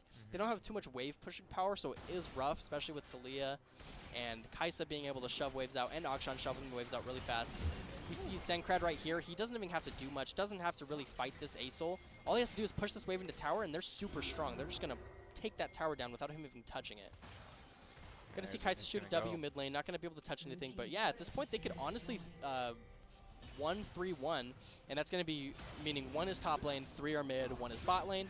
And because they have the TPs, because they have the damage, they could kind of just sit here and do it. I mean, Aqua's sitting under tower, autoing the Shen. He is so strong. Aqua going crazy Yeah, right dude. now. I mean, he could tank this damage and he could dish it out. It's really rough for Shen to defend that at that point. And honestly, I think Occidental just has to engage. They're gonna hit this engage here on Clytribe. Clytribe's gonna flash out. We're gonna see the Talia stun land on Benja. Melkygo gonna try to get out. We see Flash on D jump into the fight. He's gonna miss his ultimate, not gonna be able to kill anybody. But we're gonna see Melkygo probably fall here, and that's a good kill for Occidental. You know, they just kind of finally were like, all right, we have to do something, and they went in, and you know, even though they didn't get anybody crazy, they did get the Alistar, and that's gonna put some pressure on GCU. They're gonna trade that for this top lane, and that's gonna be some gold over to GCU in return, but and a little bit more pressure. But yeah, that is a rough fight just because they couldn't really catch Clytripes, couldn't really catch Spec. If they picked either of those characters, it would have really changed the course of this game. But as of right now, it doesn't look like it's going to be too much of a difference just because GCU does take 2 towers in return. They're now sitting at 11k up. It's really rough for Occidental in this situation. You know, if I'm on Occidental, I'm sitting here, I'm like, you know, our way back into this game is we have to be desperate. Like, they're clawing for things at this point. They need to 5v1. They need to find someone in the jungle and just all 5 jump him and kill him. That's just how it is. Senkred going to keep putting this pressure on Acel in the bot lane. They do know Akshon's there, so honestly, they could have looked maybe on him. Do we know if Milky Goat had a bounty on him? He did have a bounty. Okay. I think he had a 150 gold bounty, so that bounty did go over to, I'm pretty sure it was, oh my gosh, I can't say. I think it was Acel that got the kill. I will say I think Acel got that kill in that fight. You know, so much was going on. I'm pretty sure Acel got it because I think Amumu got that early game kill. But it's still 2-11. Really rough for Occidental. You know, I think they had so many close fights, but they just were out-microed by GCU. GCU just, especially with Clytripes, I will say this game has been so good for Clytripes. He's been flashing, cleansing every ability he can. And especially with like Amumu, Shen, Alistar, like that's difficult. It's pretty difficult to get out of some of these scenarios. Especially with Amumu looking mid, Clytripes has to be so careful. He doesn't have his flash, he doesn't have his cleanse. If they jump on him, he has no response. Gonna see Talia hit a stun, take out half of Benja's health bar, and that's gonna give them a lot of pressure for this next Drake. Camille pushing in that top lane. Shen is not top lane, so Camille could keep pushing this, and she does have her TP, so they are looking for this next Drake, but honestly, I think GCU could just push mid. They could give this Drake and just push mid. You see 4 of them right there coming in. We are going to see them actually try to contest it, though. Honestly, don't think they're looking for the Drake. They're just looking for kills. They're going to go ahead and jump on Liquid Cheese. Liquid Cheese going to barely survive. Melkygo getting burned by that Acel. Benja trying to survive. Benja going to take it out by Senkred. Clytripes is going to fall along with Melkygo. They're going to jump on the Shen. The Shen's going to live. Oh my and that's a big kill on Senkred. And, you know, this game is looking... And they got the Drake. Oh, Camille jumps in. Talia jumping back in with her ultimate. Oh Camille going to drop her ult. Flash on D going to fall as well with the Samira. And that's a triple kill for Aqua. Aqua is dominating on the Camille. Aqua going to chase down this Amumu. And if his E comes back up, honestly, it might be over. He's level 15. Amumu's level 12. What can he do? I think he's just going to walk out. Yeah, but that I mean, honestly, defense Aqua's looking for that quadra kill. You're feeling good on that in that situation, you know. Wow. You just got a triple kill. You're like, I'm chasing this Amumu to the death, you know. Oh, man. Unreal. So and I think we saw a similar situation to this. He was playing Camille into Aatrox when we did this week 1, and he had a crazy play in the top lane, outplayed him and got the kill. And, you know, don't sleep on Aqua. They banned out 2 of his champions. It does not matter. He's going to pick Camille, and he's going to dominate you. So you got to be really careful. I mean, they're letting him sit here. He's got Ravenous Hydra. He's got Divine Sunder. He's got a 600 gold bounty. So if he does fall, that's going to be 900 gold over to whoever takes it. But, I mean, that's a big fight. I will say it was really, really clean on Occidental's end. I think they really did a good job of getting in this game. If you actually look, the gold difference is not as different as it was before. It's still 10k. So even though it did suck that they all died there, I mean, they got a dragon, and it's now 2-2 dragons, so there's no soul point yet. Yeah. But besides that, I mean, they got a little bit more gold. If we look at the scoreboard, we do see that the people that picked up the kills were mostly Acel. Acel got 2 of those kills. Samir got 1 of them, so that's gold over to their carries. So it does make this game a little bit easier for them. But, I mean, at this point, I don't know what they could do about Aqua. Aqua is just going to be so crazy. He's going to go ahead and jump on the Shen here. I think Shen's just going to have to fall. Going to block out some of the damage, but, I mean, it's Senkred. He's actually going to burn his ultimate just to BM, honestly. I don't think he needed to. But Aqua's just going to kill him again, take more gold. They're going to try to push this mid lane, get a tower maybe to trade it because they do see 2 bot. They're going to start positioning for this Baron. And Aqua does not have TP, so they honestly might have to give this Baron unless he just walks up. They're going to be 4-stacking in this bush, trying to catch someone out. I think they are definitely shifting their game plan here. I think they know We have to catch someone out before a fight. Yeah. We have to catch Clyde Tripes. We have to catch Spec. We have to catch someone. Look at Aqua's just taking this bottom. I don't think they know. They don't know that he's destroying the turret. He's going. Is he going to get all of these? I mean, he might. He honestly might be looking for a game-ending play. I mean, they know they could contest Baron, and you know they can't respond. Somebody has to recall for Aqua. This is a 4v4 right now. Yeah, it's a 4v4. Shen's still not up. He's going to respawn right now, but he's going to be able to take this bot tower, and we know Aqua can 1v1 Shen. So they're going to probably recall here to try to get Aqua, because they know that he's a huge shutdown, and if they kill him, that it's going to be big for them. They're still contesting that top lane. Asol's going to jump down. Asol going to try to chase down Aqua. It's going to be too late for Shen. Oh, Shen's actually going to get out just barely with a smidge of health. Aqua going to try to get out. He's going to be chased down by this Asol. Asol going to pop the ultimate. On this? Oh my goodness. And he's going to get ulted by Shen, so he's going to survive. That is going to be Shen ultimate. That is going to be a Asol ultimate. We're going to see a Leona jump on this Divine here. Going to get on a Mumu. A Mumu going to pop his ultimate, try to flash out. I don't think it matters. Spec's going to kill him. We do see that now it's 4 on the side of GCU, 4 on the side of Occidental. They're going to have to try to do something just because, I mean, we did lose that big bounty on Camille. That's going to be really scary. I mean, I said it at the beginning of the game, Asol can still be a champion no matter what. And, you know, he was really bullied in the early game, but he got a 900 gold bounty. He's building Rada Aegis. He's got Seraphs. He's got Rallies. He is really strong right now. And he's actually stronger than his lane counterpart. I mean, Akshan's sitting at 2 items. He's got 3. It's going to be really rough for them in these team fights if they don't play their cards right. I will say for this next fight, in the first fight earlier where Clyde Tripes died, he didn't have his flash, he didn't have his cleanse. We're going to see a TP come out. Spec trying to take down this dragon. Aqua TPing just for the pressure. They're going to try to burn it before Occidental can get there. Do it quickly. Yeah, they do so much damage. Like I said, I mean, Kaisa, Akshan, Camille, all 3 AD, all 3 so much damage. And they're going to pop that Baron, going to put so much pressure on Occidental. They're going to have to respond to this really well if they want to get out. Aqua going to chase him down. He honestly might just opt in to jump on the Severin here. He's going to jump on that Benja, actually, and try to take out that Alistar. Asol going to pop some damage out with his Q. Melt down Aqua just a little bit. Asol going to flash out. That's flash on Asol. That's useful for them. We're going to see that Clyde Tripe still has flash.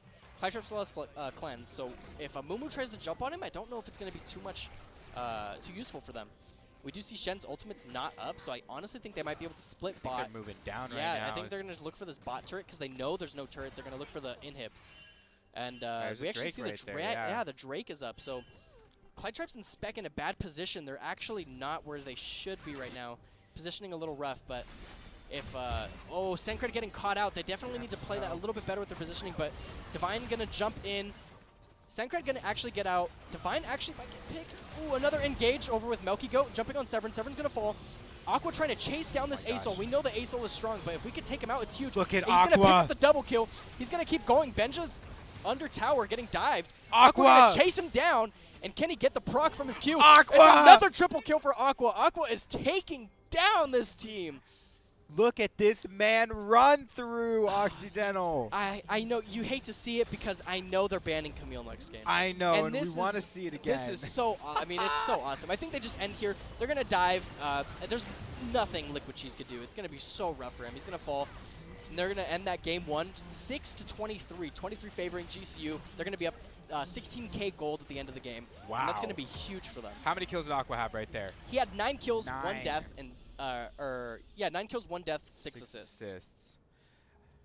Well, I don't know what else to say besides what a game! Wow, what a game 1! Great first game. Aqua going absolutely ham on Occidental right there. Yeah, I will say I really thought it was a Clyde Tripes game. Like Clyde Tripes was doing so well in that early game. He was doing really well in his fights. His flash and his cleanses were near pixel perfect. I mean, he got out of that early game 2v1 bot lane when they were trying to turn on him, and Alistar and Samira jumped him, and he just got out, and that really helped them. Because if Samira got ahead in that game, it was really rough for them to get out. Yeah. But, I mean, they did their job in the bot lane, the mid lane, the jungle. They got ahead, and then, you know, Aqua was bullying Shen top lane. Shen had no CS. Shen wasn't able to TP into those fights because Aqua was so oppressive. And because of that, all he kind of did was just push in the lanes, get the money, and then eventually he went to a team fight. He's like, I'm 3 levels up on everybody. Yeah. I'm just going to jump on you, and you kind of can't do anything. Damage. Yeah, I mean, that Ravenous Hydra is really crazy when you're ahead. So, I mean, it's just because he was ahead that game that I think that was a really good item buy. Yeah. I will say usually you don't want to opt in for Hydra depending on the matchup, but I think he knew. He knew that I'm ahead. I'm one of the highest levels in this game. You know, I'm Camille. You know, I could jump in there and I could jump out. You watched me do what I just did right there? Yeah. I don't know what else to say. Yeah, it's like he's like, dude, he got the job done, and that's great to see. That was a great game for Aqua. A great game in the early game, especially for Spec and the bot lane. I will say those two especially did great. Stenkrad kind of did his job.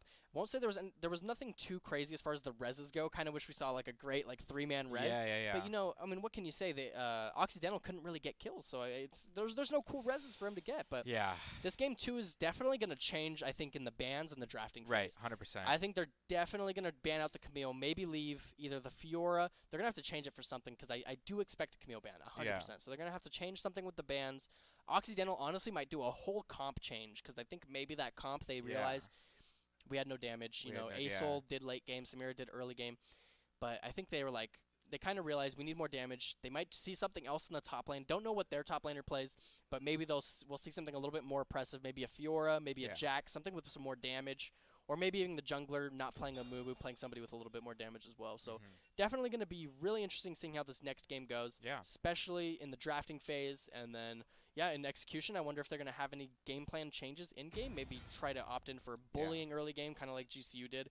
Maybe a response to it by just playing a farming team, Just like playing a long range and just sitting back and like GCU Farm wants gold, to jump on him and it's like you can't do anything. You can't. So we'll definitely have to see how that works. Maybe like a Syndra Victor in the mid lane. Maybe bot lane having Caitlyn Lux and just kind of sitting under tower pushing them. All right, we're going to get into draft here in a second. And let's see what changes. All right.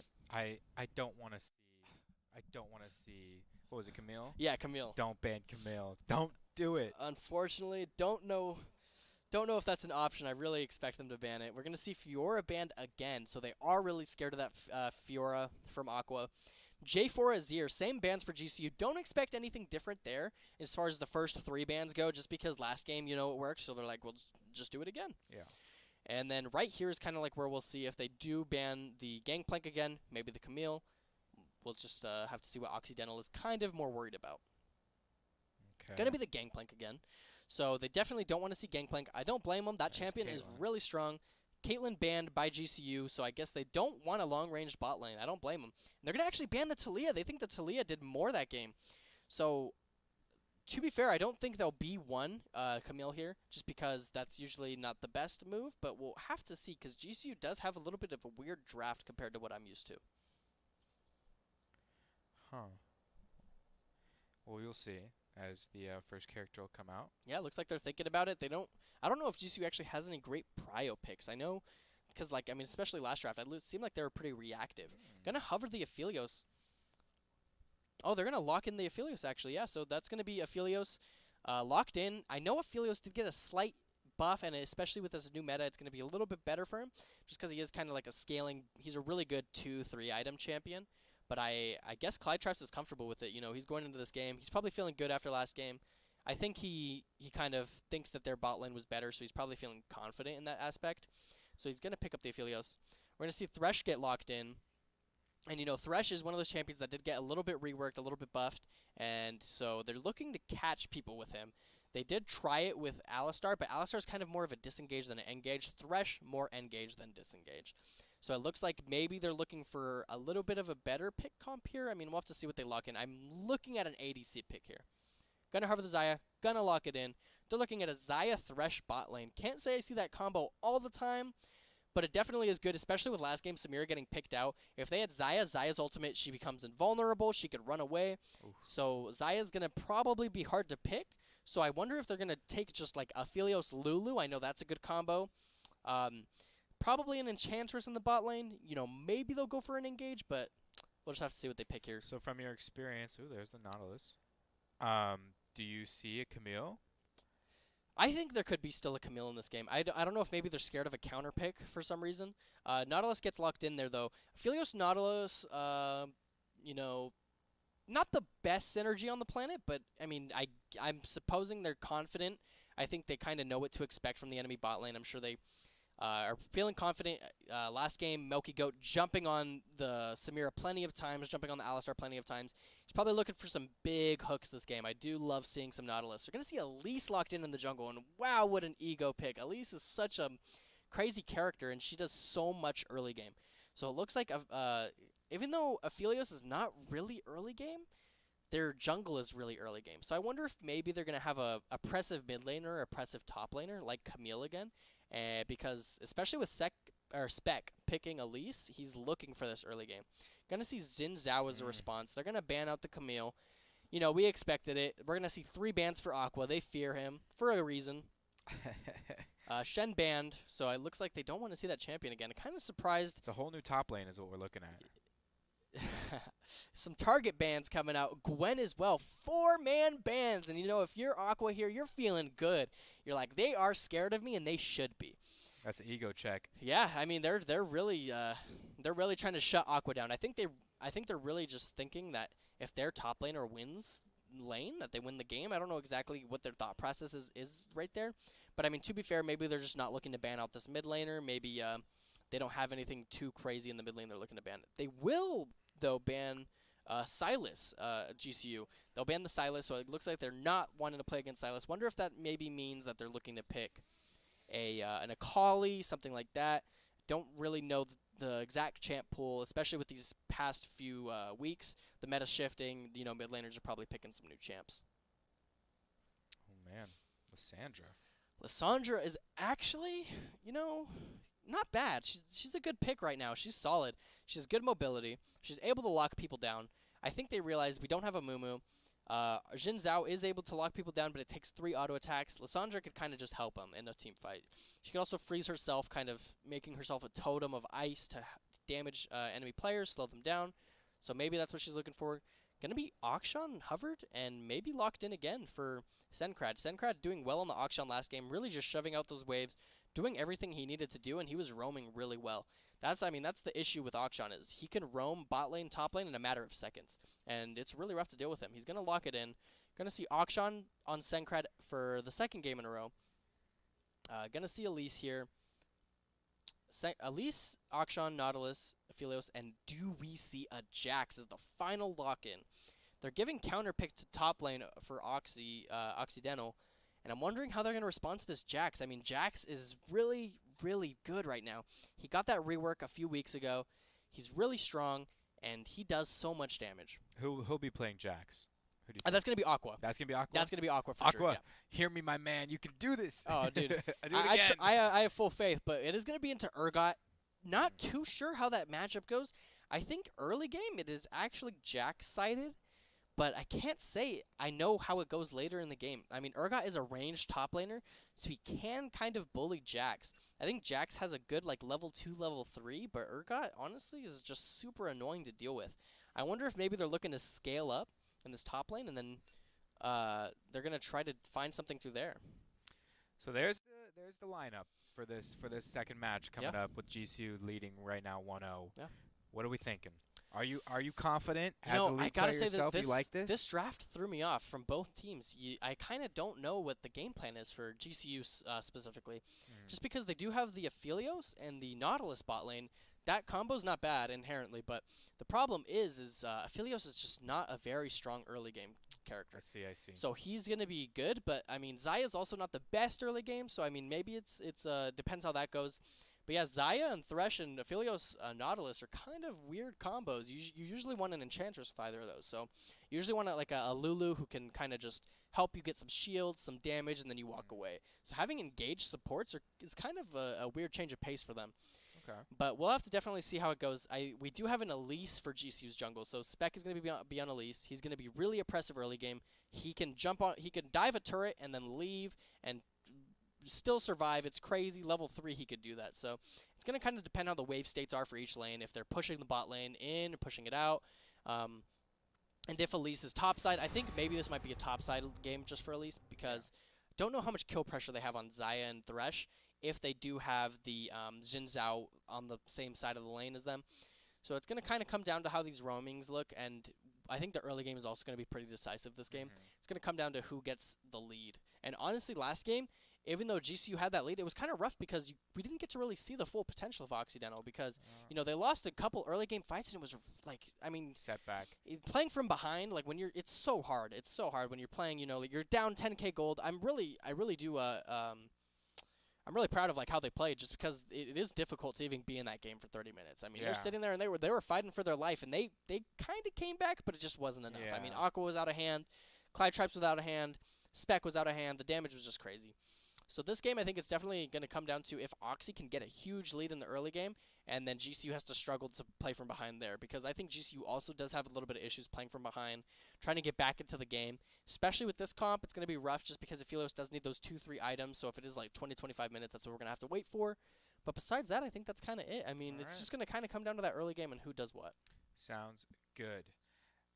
I think we're going to take a look at the roster video right now for GCU. So sit tight with us. Take a look at this.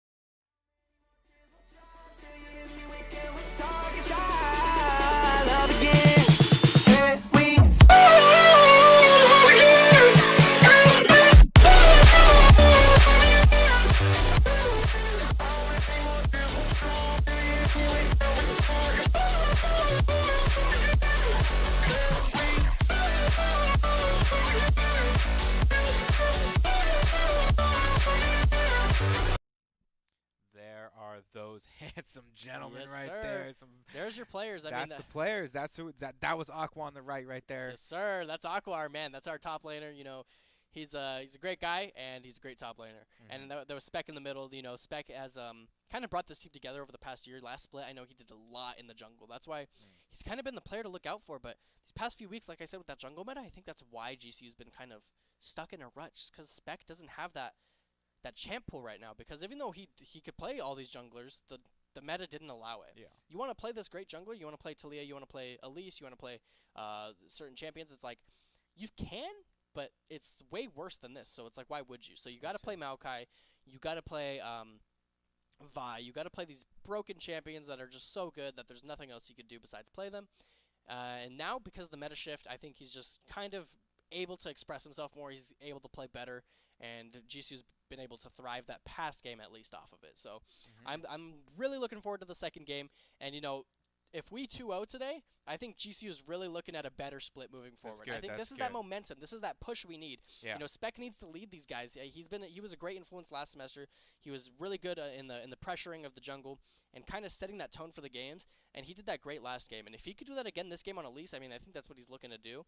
Like, get that Aphelios ahead early. Yeah. And it's like, I think Spec is looking to be the captain of this team, kind of push them forward and thrive moving forward. And especially with Aqua last game. Aqua was kind of just hanging out, punching Shen back and forth last game.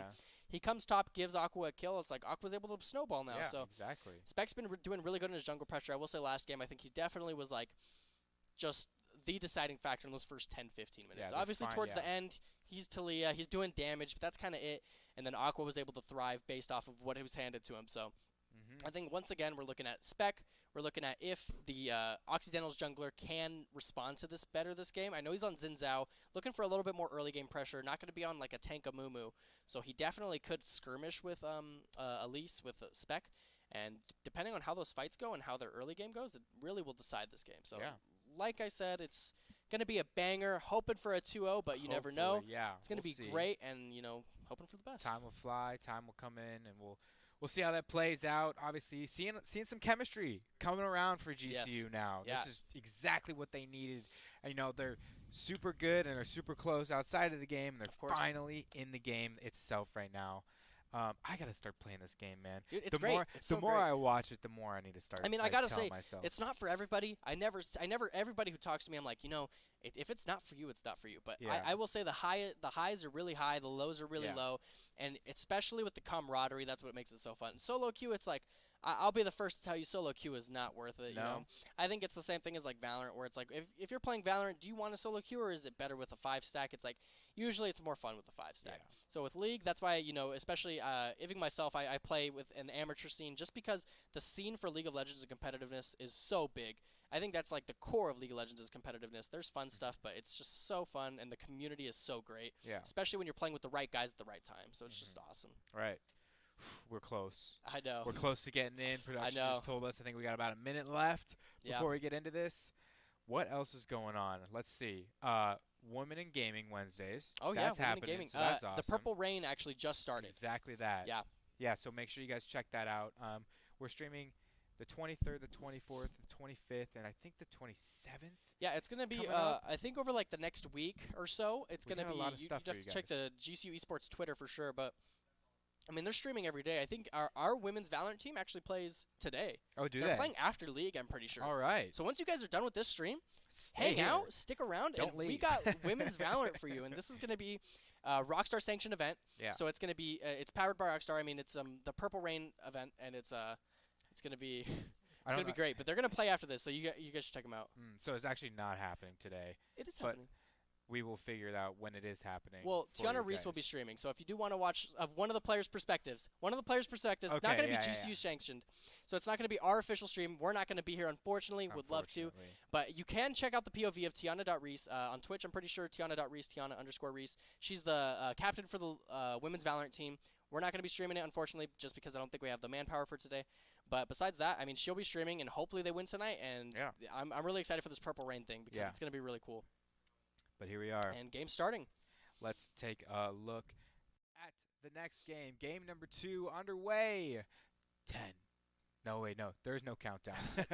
There usually is as soon as you get in, but it's only like 3 seconds, unfortunately. We're going to see them all kind of just try to 5-point as far as Occidental goes. But that movement. Oh, no. Occidental's on the right side now. Yeah, so Occidental's going to actually 5-stack. They're going to be running into this jungle, trying to get an invade. GCU trying to respond, but with a 5-point, so they're kind of just seeing the pressure. Benj are going to probably drop a ward on this red buff.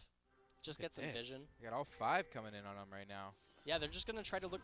This is kind of like a cheese thing that people usually opt in for. They're going to try and like get a pick there. They're going to let it slide, though. They're not going to do anything. In response, GCU is going to drop a ward on the red as well. They're looking to see where this Elise is going. They want to know where Elise is. And, I mean, GCU wants to know where Xin Zhao is. So they're dropping wards on opposite sides of the map just to know where the enemy jungler is. Get a little bit more intel. Because this game is really what it boils down to is all intel. Like, what do you know? What do you not know? We know the jungler's top. What does that mean? He's not bot. So that means bot lane, you could look for a play. If your jungler is bot and if the enemy jungler is bot, it's like, okay, we can't look for a play. So it just really boils down to that.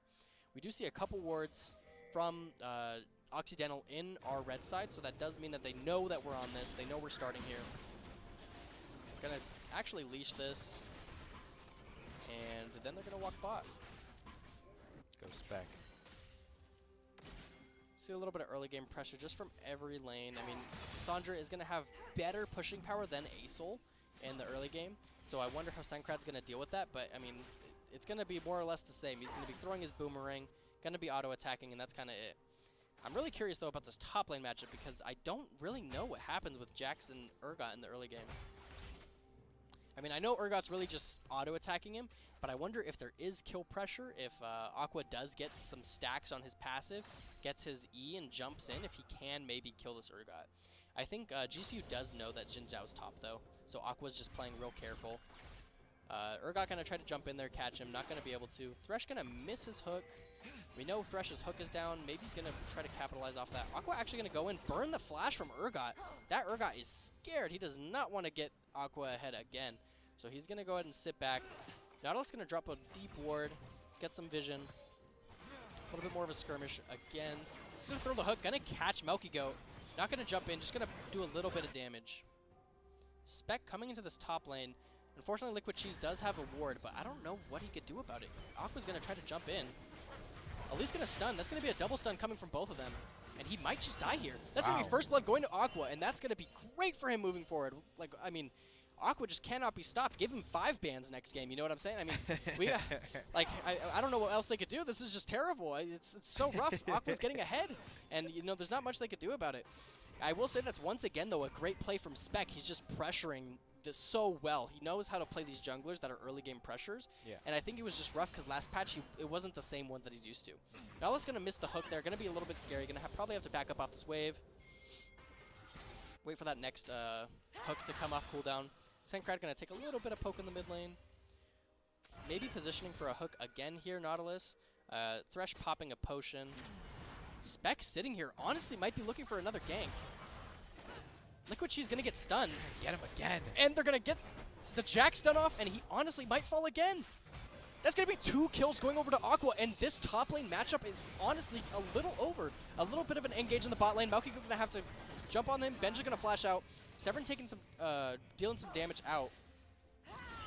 And that's gonna be big. I mean, Lissandra jumping in. They're gonna get a kill on Sencrad here in the mid lane, I think. Gonna get both flash. Oh my goodness, it's a 1-for-1. That's exactly what you want there. Melkygo gonna jump back in. We know that they don't have flash, that they don't have heal. Severin gonna get hooked. Thresh gonna get hooked as well, or autoed. He's gonna get out, but they definitely laid some good damage. I mean, if we're looking at the summoners here, Sencrad and Lissandra both have no flash, no ignite. Urgot has no flash. Xin Zhao has no flash, and Severin has no heal. And Thresh also has no flash, so Occidental is burning all of their sums in this early game, and that's really scary when you have an Elise on the other team. I mean, Spec can just walk into essentially any lane now and guarantee a kill if he plays it right. Ooh. Aqua has so much pressure. He's 2 levels up right now. I mean, it's so rough when you're Urgot right now. It's really coming down to, can you not die anymore? I don't think he has kill pressure for a long while against Aqua unless he gets ganked. But it's just so rough. We did get a good trade in the mid lane. I think it was honestly pretty good that Sencrad got in there, got that ignite, and killed him, because we did see Xin Zhao flash, we did see Lissandra flash. So he got 2 flashes for his and his ignite, and he got a kill. So it was honestly pretty worth. Elise still has flash, Aqua still has flash, Clyde still has flash. So we could definitely look for a early game skirmish in this jungle right here. We see Melkygo pressuring just because I think he knows he does have that early game pressure. Xin Zhao gonna try to recall in this bush right here. Benja gonna look for a hook, not gonna be able to get it. Gonna get a small knockup from Xin Zhao. Thresh is gonna pull him back. That's gonna be rough. Melkygo's gonna get caught out. It's gonna be a kill over to Lissandra, who can definitely be a menace in the later game. It's gonna be 300 gold for her. First Drake is up. Yeah, first Drake is up. I don't know if Occidental can take it. They do know Melkygo died, but he can just run straight back here. Clyde's gonna take a lot of poke there. Gonna be really rough for him. Aqua just kind of trading. Did take a tower shot there. Not the best trade, just because that tower shot did hit him. Besides that, trying to push this wave in and maybe get a reset off. If we just look at the items so far, as far as items are concerned, we do see Jax is sitting on that Sheen. That Sheen is a huge power spike just in itself. A little bit of a 2v2 in the top lane actually happening right now. At least not going to be able to get anything. Don't think he knew Xin Zhao was there. That's going to be really rough. Might get a shutdown on Aqua here if they could catch him. Still no flashes. Sencrad gonna make Lissandra have to leave there. But yeah, I mean, Spec and Aqua didn't flash, so I mean, as far as they're concerned, that wasn't too bad of a gank. Nautilus gonna miss that hook in the bot lane. Could have been a great engage. And Sencrad is poking down this Lissandra. It's gonna be a little rough if she stays under tower. We see Xin Zhao going down though. Might look for a 2v2 again, just because Xin Zhao and Elise are on the same path right now. What is the cooldown for his hook? Nautilus's hook is going to be about an 8 to 10 second hook. Just kind of depends what level it's on. But yeah, it's going to be kind of similar to Thresh's. I think Thresh's is a little bit longer. Going to see Sencrad just walk out here. We had 3 mid lane trying to get him, but I mean, as long as he keeps his grappling hook up, he really can just get out whenever he wants. They know that Thresh has to walk back down, so they're going to try to catch him in the jungle right here. Don't know if they're going to quite be able to. Melkygo going to try to get the hook. He's going to land it. He's going to root him with his auto attack. Thresh going to try to get out. Sencrad going to pick up that kill, get some more pressure in that mid. And now I think they can just start up this dragon. Xin Zhao is top lane. He's not in his bot jungle. And this is kind of free. I mean, Lissandra's resetting. It's nothing they could do about it. I think they're just going to go ahead and give this up. It's a great little lead right there GCU is going to take. Besides the besides the 1k gold and the 2 kills, this Drake will be helping them for sure as they hit the 8-minute mark. I mean, yeah, as of right now, it's kind of similar to the beginning of the last game. Just 1k gold up, 1.4k gold. But I mean, that could be enough. I will say, Aphelios still definitely needs some items to scale up. Xin Zhao kind of battling bot. We have vision on him, though. He's going to clear that up. Urgot going to be pressuring around this Rift Herald, try to get some vision. They're probably going to try to get the Rift Herald just to make up for that Drake they lost. We see both bot lanes kind of getting close to 6. Severin and Clyde both on 6. Melkygo at 5. Benja at 4. So once, I think Nautilus is going to get 6 first then for sure. And if he does, it's going to be a really a good combo just because Aphelios and Nautilus have a pretty decent ult combo. But like I said, Xayah has ult now. She can just get out. You ult Xayah, she could just stop it completely. She ults and your ultimates do nothing. So it's going to be kind of rough for them to deal with. But if they could get Elise to gank bot and burn her ult, it would be really good for them. Gonna take these chickens from Spec. So it's going to be a little bit rough, putting a little bit more pressure on him and his pathing. And they're going to be pressuring this jungle because they know that Elise is, not super ahead right now. And if they catch Elise out, then it could really slow GCU down. A little bit more poke in the mid lane. Nothing too crazy. Jin's out in Spec's jungle right now. Maybe looking for something in this bot lane. Nautilus not going to land that hook. Might have been for the better just because we do see Xin Zhao trying to set up a dive on them of some sort. Aqua going to get caught under that tower. Going to be able to walk out though. Didn't really take any tower damage or tower shots, but did take some damage from Urgot. Elise probably not going to be bought in time for this. We see a 4-man dive setting up. It's going to be really rough for them to try to deal with this. I mean, at this point, you honestly just want to try to get out. I don't think they understand. I don't think they know. I don't think they know that Jin Zhao's right there, waiting with his sights on him. Lissandra did walk back to the mid lane, so it looks like they weren't ready for that dive. Maybe just were a little bit scared. Saw that Nautilus and Aphelios were looking at level 6 and, maybe thought it was just a little bit too risky to go for. We see a lot more roaming, though, on the end of Occidental this game. I think they understand what they messed up on last game was just early game pressure, so they're trying to match it. It is 4-2. GCU is up about 1.7k gold, but they're trying to bring it back. They're trying to get some jungle from the enemy team. They're trying to invade. They're trying to get so much pressure on the map. Gonna see Aqua actually try to get a stun here. Not gonna be able to quite land it. Liquid Cheese gonna be able to get out. Spec hovering though. He's looking for another engage. Wants to help out. He's gonna pop the ult. They're both Spec. gonna flash. Wow. And Aqua is gonna pop him. And that is another kill in favor of Aqua. And somehow, some way, that 4-man that they had going on at that bottom tower, nothing happened there. Yeah, I think they really just were worried that it might have not gone their way. I think they definitely could have. I think Thresh burned his hook, didn't have the cooldown up. Lissandra maybe just wasn't ready for it, didn't have flash, something like that, but they were not ready for it. We actually are going to see Urgot TP top, and I think they might be able to still kill him under tower. They're going to get him and the tower. Spec is going to get out still because he has that ability. He's going to be able to go invincible. Wow. And that's why Elise is so crazy in this early game. They're going to pick up another kill. And now if we look at items, I'm actually really curious what he buys on this back, Jax, because he's going to be huge moving forward. He's sitting at 4-0. He's got his Sheen. I think he's just got Divine Sunderer now. He's at 102 CS. Urgot's at 46. Yeah, he's got Divine Sunderer. He's got full-plated steel caps. Got a longsword. I mean, he is looking strong. For this next drag, this next Rift Herald, if they do not catch this Jax off guard, they're done. Divine actually sitting in this bush waiting to catch Melky Goat. They're going to definitely try to do something on the bot side of the map to make up for those kills in the top lane. He's still going to get out. Get the ult from Nautilus. Nautilus going to hook on him. Not going to be able to do anything. Filio's going to pop his ult. Benja might fall. So much damage coming from Clyde Tribes. GCU Spec's going to get the kill. We see Lissandra coming from behind, though. Lissandra's going to come in. She's going to ult on top of the Clyde Tribes, and Spec is going to keep chasing. He might try to do something. He's going to jump behind them onto Benja. Benja going to ult.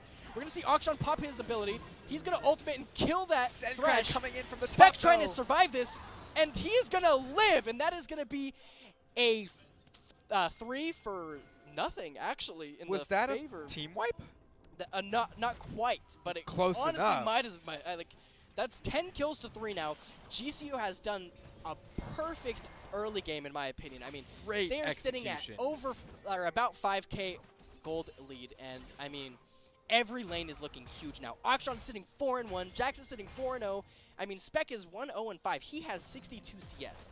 He's sitting at like 5 CS a minute, but he does not care because he is getting his lanes ahead. I mean, Aqua's sitting here now waiting for Divine to burn that ability. He's going to catch Divine off, and Divine's going to fall. That's going to be another kill for Aqua, picking that up, demolishing this game. I mean, Aqua is performing today. The game said it. He is unstoppable right now. Sencred going to take a little bit of poke in that bot lane, try to kill the Xayah Thresh. Not going to be able to, so he's just going to back up. See some damage. Aqua's coming from the top right now. Do it, Aqua. Get another one, Aqua. And that's going to be a kill for Clyde Tribes. That's okay. That's fine. I mean, they're getting damage on this mid turret. I think they're going to try to maybe knock it out. Not sure if they're going to be able to. But I mean, either way, they're trading this gold, and it's not bad. Melky Goat is not one of the characters with the bounty. It's not that bad. We're going to see a hook actually land on Sencred. Not going to be good. He's going to have to flash out. Spec behind him, though. Spec going to jump on the Severin. Going to be able to kill him. They're Get going him. to try to look for Thresh now. Honestly, don't know if he has any way out of this. He does have his flash. He's going to go ahead and flash out. Oh, Going to be just enough to barely. walk out of there. Spec will take a hit from that tower. See Divine walking right here now. Don't know if Spec's going to be able to get out of this. Going to be rough. That's a shutdown going towards the favor of Divine. Getting some gold on that Jin Zhao. Sencrad might fall as well. Unfortunately, that's going to be 2 shutdowns now for Jin Zhao. So GCU looking a little rough around the edges, just a bit. But that gold is going to Jin Zhao. Jin Zhao is not a late game carry. So if they keep going in the next 15-20 minutes, it's not going to be anything too crazy. Lissandra going to ult onto Clyde Tribes here. It's going to be rough for him to get out. That's going to be 2 ultimates for the shutdown on Aphelios. And, you know, Occidental is doing much better this game in responding. They are still down about 4.5k gold, but they definitely did get those shutdowns. They got them on some characters. I mean, Urgot's looking a little bit better now. He did get a kill. But, I mean, you could also see that as gold reset because Urgot was sitting at 0-4. I mean, he was like not worth much gold, but now that he got a gold reset, he'll be back worth 300 gold. All 5. Aqua's gonna try to walk out here. Right Gonna be able to get out. We do see 5 here. Don't know if it's the best to engage. Oh my goodness, Aqua gonna try to jump in anyways, trying to get that Severin. Unfortunately, gonna be a shutdown for Xayah. A little bit of a rough engage on their end, but we're gonna see this fight still pan out. I think we know that Occidental burned a lot of stuff. They don't have many sums, don't have many ultimates. But they came out, ahead. They got 4K the gold bounty bounty off now. of him. Or 4K gold differential now. They're going to take the drag, though, in response. Pretty good on GCU's end. They're going to be sitting at 2 drags now. That means next drag is going to be soul point for them. Putting a lot of pressure on them. There's objective bounties up, though, right now. If we're looking at the gold here, we actually see that most of the gold for GCU is sitting on Jax. I mean, no surprise there. He's at 7,200 gold. And as far as Occidental is concerned, we see most of the gold sitting on this Xayah and this Jin Zhao. So they have the most gold. They're going to be doing the most in these fights. I mean, Jin Zhao's a mid-game jungler, so he actually built Eclipse here instead of Gore Drinker, so he's looking to do a little bit more damage than be tanky. I understand that just because we have Urgot on their team, Thresh on their team, they don't really need to tank. But yeah, in these fights moving forward, it's definitely going to be coming down to if they could 5v5. I think if GCU just kind of 5v5 that last time, it would have been way better. But, Aqua had a little bit of ego. It happens. We get a little bit of a head on ourselves. Yeah. He was like, I'm about a 1v5, and then, it happens. He got them all pretty low, I will give him that. Yeah, he got them really low. It was a low fight. It's just really rough because after you burn your ultimate, after you burn your E, there's not much you have. He jumped in to use that as well, so it's not too much he can do. Gonna see a hook come out from Benja just to contest. Not gonna get much else out of it. Ward dropped over the wall. I think they're going to start this Rift Herald. They know Jin Zhao is bot lane, I think, to some capacity, and I think that's why they're doing it. Or I guess they don't, because Sencrad is being very aggressive. Sencrad might get cut out right here. Sencrad going to get ulted, going to get knocked up by the Jin Zhao. Jin Zhao going to pop his ult as well. And that's going to be a kill on Sencrad. They're definitely trading the gold here, but GCU is going to be taking that Rift Herald, and that might be more useful than that kill bot lane. Does suck that Sencrad died. Don't know if they're going to be able to take that bot tower. But I will say that if they could drop this Rift Herald, get a tower and a half, it'll definitely be worth. I think that bot tower is going to go right now. Yeah, this next wave coming in, nobody to contest it. Probably will just be a tower with some objective bounties going over towards Occidental. But they're closing this gap little by little. I mean, they're sitting at 3K differential now. So they're definitely still in this game, and they're fighting for it. They know that Aqua's a menace, but they're saying we could do some stuff too, so check it out. And now we're going to see Aqua just contest Liquid Cheese in the top lane right here. Sitting 2 levels up still. Jin Zhao looking for something maybe. Going to walk out. Going to keep pushing in this mid lane. I don't think they want to give this mid turret. They know that GCU has the Rift Herald now. Rift Herald is going to be on... Oh, we're going to see actually a fight burst out right here. Aqua and Spec coming up here. Gonna do a little bit of damage, but they do have 5 though. Aqua gonna try to go in. He's gonna flash out. Don't know if he's gonna be able to get out though. He's gonna get slowed by the Urgot ultimate. Gonna get hit. They're gonna flash, and then they're not gonna be able to hit anything. And they're gonna get out. And that's 5 topside. So I think that means Akshan could just get this bot tower uncontested. He's going right now. Yeah, we do have Urgot actually. He does have TP. He's gonna try to TP down. He's gonna get that TP off. Not gonna be able to get the turret. Maybe. Might be able to get it. So close. Not going to quite be able to get it. But, I mean, either way, all these turrets are looking low. These tier 1s, this mid lane and this bot lane are so low. It's just rough because GCU doesn't quite have the pushing power to pressure them enough. I mean, they have Xayah, they have Lissandra, they have Urgot. They could push these waves out all day. I think Sencrad and Urgot are actually a pretty good matchup, though. Urgot is going to be a little bit tankier, obviously, but Sencrad is doing some big damage if he gets that Kraken Slayer. Is he sitting on Kraken Slayer? Can we look at items real quick? He actually does have his Kraken Slayer, so he's going to be doing some big damage to Urgot regardless. Urgot does have Titanic Hydra, though, so he's going to be shoving that wave like there's no tomorrow. Seeing all the mythics on the board now, besides Nautiluses and Threshes. So we're looking at Gale Force for Xayah, Gale Force for Aphelios. Those pretty standard. Kraken Slayer for Akshan. Lissandra has Everfrost, pretty standard as well. Like I talked about earlier, Jin Zhao trying to get that Eclipse, get a little bit more damage. And then Jax on Divine Sunder, nothing too crazy, and Night Harvester for Elise. So this game, moving forward, I think 5v5 is kind of... it could go either way. I mean, we've been seeing Occidental perform a lot better this game as far as team fights go. I think last game they maybe were just like, you know, not warmed up, not comfortable enough yet. But this game they're definitely playing as a more cohesive unit. You know, they got their plan in action and they're going for it. I mean, they're sitting in these bushes. They're dominating this jungle's vision, and they're looking to get picks. I mean, Milky Goat doesn't know where the enemy team is right now, and if he walks in this jungle, it's ripperoni. I mean, we see Akshan also pressuring right here. Gotta see this mid tower maybe go down. It's going to fall. 5 of them are going to come up right GCU now. not going to have all 5, so it's going to be a little bit scary. They do see 5 of them there. You know the Drake is coming up in just a few seconds here. It's going to be about 15 seconds till it comes up, so they're going to start positioning for it. Honestly, might just see a 5v5 battle here. I think either team could win it at this point. It's going to depend on how they play. If Aqua could get into that back line, kill some of those carries. This might be, this is going to be a great team fight right here. I can feel it. Now it's going to get a hook. Going to knock up that Urgot. Divine going to take some damage. Xayah going to pop that ult, though, and do a bunch of damage. Flashing deep, going to be behind the back line. Spec going to take a bunch of damage. Going to get ulted by the Urgot. Oh, another hook coming out.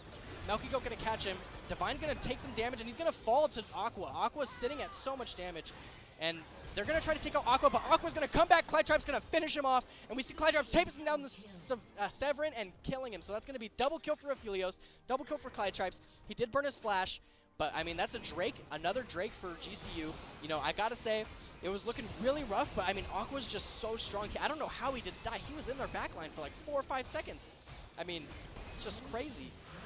Unreal. Jaws on the ground right now, guys. Absurd. This is crazy. It was and the still thing is, not the worst. Okay. Like, it's only a 4K gold lead right now. Yeah, it's not the worst. Like Occidental's keeping it like a lot closer. I mean, than the kill difference looks 100%. than what it shows. 100%. I mean, this game is much closer. You know, this game is much more competitive in my opinion. Occidental doing really well in these team fights to like pick their targets and try to take them out. Now, when we're looking at these second items being built, we see the Bork coming out on Jax. So Jack's ready to 1v1 Urgot. He's ready to 1v1 Jin Zhao. He's ready to 1v1 anybody who comes in his way. He's going to be getting some lifesteal with that. His attack speed. He's going to be doing on-hit damage. At least building some more damage with our needlessly large rod. Akshan building Merc Treads, and I think that recurve bow might go into a Bork. Not quite sure. And then Clytribes obviously just got double kill. He's probably sitting on a lot of gold. Don't know if he bought, or he got that IE actually, I'm sorry. He got Infinity Edge, so that's going to be a lot more damage for him, especially with those IE reworks. Infinity Edge is a great second item. So moving forward into this next fight, Clytribe's probably going to be stronger than we thought. I mean, I'm sure they kind of were like, you know, it's Aphelios. He's all right, but Sencrad and Aqua are the main issues. So they got Sencrad, they got Aqua almost, but Clytribes was ready to clean up, and he did. Well, just coming across that 22.5-minute mark right now as we see GCU still leading by 4K gold. And they're trying to make it 5 now, but wow. This is, look, Aqua, Spec, Clystripes, everybody coming out to play and doing exactly what we wanted to see. I mean, yeah, I think their game plans have been way better in execution. I think their drafts are also looking a little bit better. I will say this draft kind of threw me off, but I mean, it's with their execution, it works. I mean, these guys have just been playing. Like, they don't play by the rules, but when they do it, like, it works. It's just odd. I mean, I won't lie. The Aphelios Nautilus kind of threw me off, especially with the Elise. It was kind of weird what they were aiming for, but, I mean, they're doing great, especially with the way they've been getting ahead in lanes. Aqua gonna take down that tier 2 tower. Gonna chase down this Urgot, ready to beat him up. Gonna take out 2/3 of his health bar, and not take any damage in return, really. And I think GCU can kind of position for this Baron. They do know Aqua has this TP, and he could just keep pushing in this lane and kind of just walk in mid if he needs to. I'm looking at Occidental's like composition right now, not just their placement right now, and they don't even know that Aqua's like running through this bottom lane. You know, I think it's more so they don't know what to do about it. Okay. You know, as a league player, you're always trying to look at the map. I'm sure they know. I mean, I'm sure Liquid Cheese is in comms right now saying, "Oh yeah, I'm just pushing the wave out." You know, he's not going to take that tower, but he's definitely just going to keep pressuring it. I don't know if Aqua can dive him per se, because it's just really rough. But we're going to see Divine actually walk down. So they're going to look for a pick on Aqua. The problem is, if Divine shows on the map, they just go for Baron. So, I mean, the enemy jungler is not at the Baron. It's like, just go for Baron. He did show for a little bit. I think GCU realizes that, but I think they know he's probably near them again. Gonna clear out the vision. Gonna eat a Thresh Hook, but, I mean, who cares? It's Nautilus. He's tanky. Gonna set up for this Baron. I think they're actually just looking to fight. I don't think they want to Baron. I think they want Occidental to think they're Baroning, though, so. Well, mind games. Yeah, I mean, that's how it is. I mean, a lot of the time, they'll actually even start hitting the Baron just to make the other team come, and then you fight them, and that's just how it is. It really just depends on the situation, what your team plan is. I think they know they're really strong right now, but, I mean, Occidental is still in the game, you know, about 5k behind, but they definitely still do some damage, especially with that Lissandra, especially with that Xin Zhao. Xayah falling a little bit more behind, but Lissandra does so much damage. She has such a good team fight potential, especially with Xin Zhao sitting on Black Cleaver now. He's going to be shredding some of that armor on Jax, on Nautilus, and it's going to be pretty strong for them moving forward. Yep, like we said, we have the most of the gold going towards Xayah on Occidental. She has a lot of gold. Even though she is 1 in 3, she has 3 assists and a bunch of CS. We're going to see Occidental, though, hit this Baron. GCU trying to catch up in time. Not sure if they're going to be able to. Going to see the TP come out from Aqua. They honestly might not get the Baron, but they might clean up afterwards. They're going to get the Baron. They're going to get the objective bounty. Sivir going to pop his ultimate. Jack's going to get in that back line. Divine's going to try to run him down. Aqua going to take out Benja. We're going to see Flash on D fall as well. Double kill from Aqua. He's going to get that stun. He's going to get the triple kill. Pick it up. He's going to chase down Divine. Try to pick up this Quadra. Not too sure. I mean, Divine actually is kind of positioning bad for him. He might be able to catch him. You're going to see the stun land, and that's going to be an ace coming with the final kill from Akshan. Hallelujah. And, you know, that's what I was talking about. Hallelujah. Wow. Occidental gets that Baron, but what's it going to do when all your team's dead? You know, ace coming out from GCU. Aqua getting 3 of them. Nothing game-ending, I will say, but they're going to probably get this inhib. They're going to put so much more pressure, and, you know, they're going to extend their lead. Going to pop this inhib, probably back up after this. Don't know if they could end quite yet. Yeah, just going to opt in for a leave. Jack's in the top lane, actually hitting that tower. Probably going to make tier 2 fall. They're going to walk to Drake. So they're going to probably respond to Jax in the top lane. He's just going to walk out, do Jax things as per usual. Unreal. And they're going to take this drag, and that's going to be soul for them. And at this point, you know, you're Occidental. This is once again in a position where they got to be begging for scraps. They need something. They need a pick somewhere, and they need to get a kill somewhere. I mean, it's rough. We'll say Urgot's still not getting a mythic. Don't know what mythic he would honestly go. I'm sure the Titanic Black Cleaver is the way to go, but I don't even know what mythic you build on him at this point. The mythics are kind of not favored for Urgot. Gonna get a reset on that blue buff. He's gonna get it anyways. Pick it up for Lissandra. Gonna clear out this Gromp.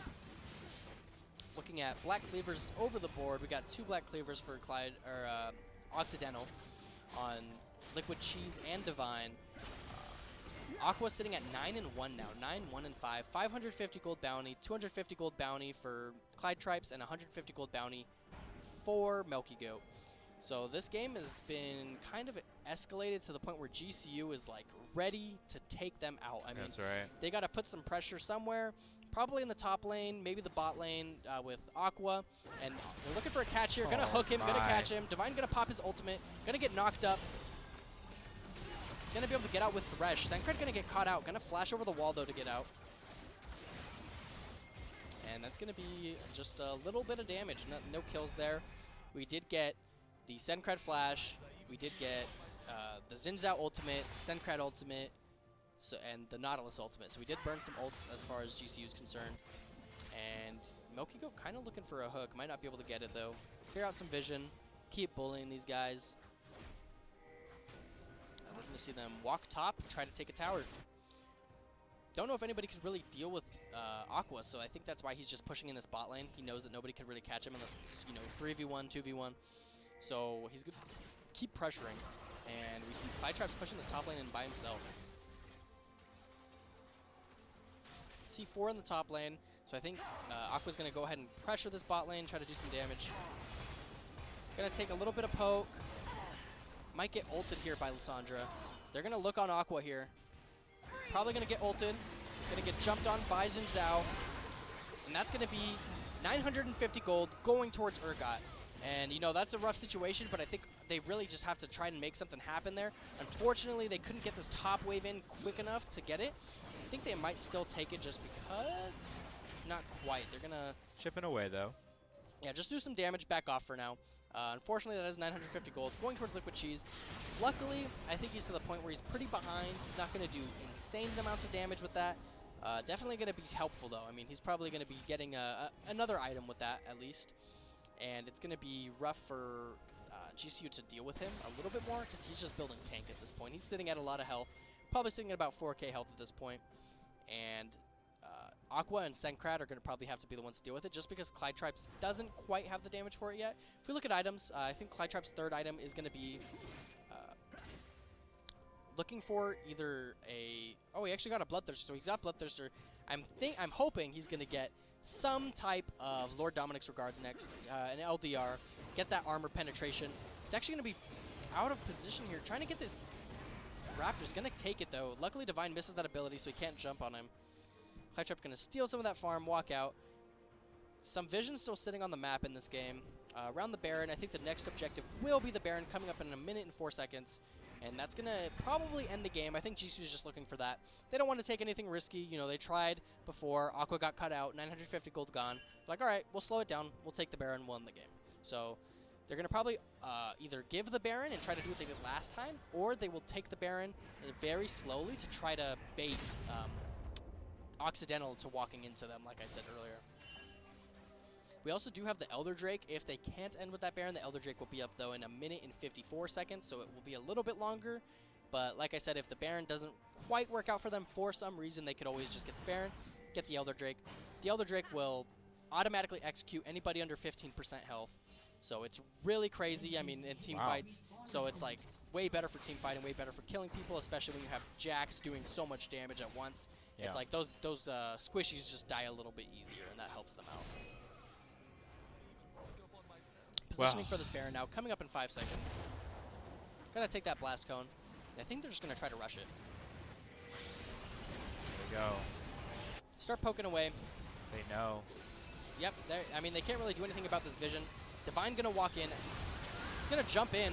We're gonna see Divine pop his ultimate. He's gonna flash. We're gonna see a jump coming from Urgot. Flash on D is gonna try to Zanya's it. Jack's gonna get caught actually, so that's gonna be a lot of damage gone for GCU. Milky Goat going in, gonna flash out. We're gonna see a kill fall as Sedcraft dies. Ult coming out. Aqua actually reviving because of Akshan's passive. Wow. And guess what? He TP's back in the fight, and now it's back. And that's that Akshan revive we wanted. He revived Aqua because he got that passive kill. Triple kill going towards Spec. It's a full ace. Doing some crazy damage, and that's an ace, and I think that's just going to be game. They have to end this game in the next 20 seconds. I think they definitely could do it. Aqua's huge.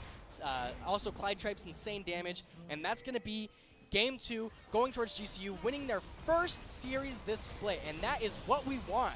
That is going to be so much momentum moving forward.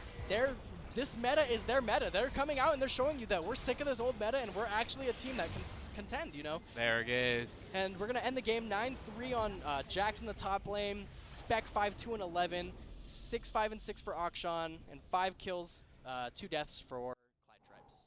What a game. What a game. What a game, folks. You just saw 2-0. GCU getting their first win in the CLOL. Yep. CLOL.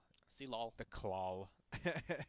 But, wow, overall, great game. I want to hand it to Oxy for giving us a Yeah. good run. Yeah, I mean, it was great games either way. I mean, first game a little bit less competitive, but this past game especially, they were really fighting to get in there and win those fights. And especially at that one team fight near Drake, I mean, they picked up some kills. They killed Spec, they killed Senkrad, and those were some of the big guys. But Clyde Tripes came in, and Clyde Tripes was like, "I'm still a champion. You guys know that, right?" Yeah. So he dropped his ultimate, and he popped some damage, and they ended up getting a quadra kill there. I think total Yeah. it was 4 of them fell except for Urgot.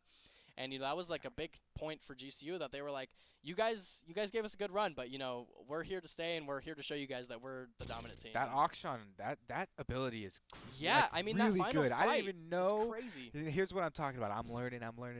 That is actually game changing right there. I mean, especially as like not a league player. Like yeah. like imagine you're an Overwatch player and I'm yeah. yeah. So this character, say somebody gets a penta, or I'm sorry, now there's 5 champions. So they get 4 kills with a D.Va ult, and I'm like, oh yeah. So if you just kill the person that got the D.Va ult, you revive all 4 of your teammates. For any game, it's like that's game changing. Yes. Even in that last fight, it was just Jax getting that revive, but Jax is their carry. I mean, yeah. Aqua's dead. Guess what? Aqua's alive now, full health bar. He TPs into the fight, and it's like there's not much you can do about that. It's just it's absurd. You thought you had the edge, but then that ability comes in, and it's just the whole momentum changes. And the performances were so great today. Yes. Spec doing it spectacular in the jungle.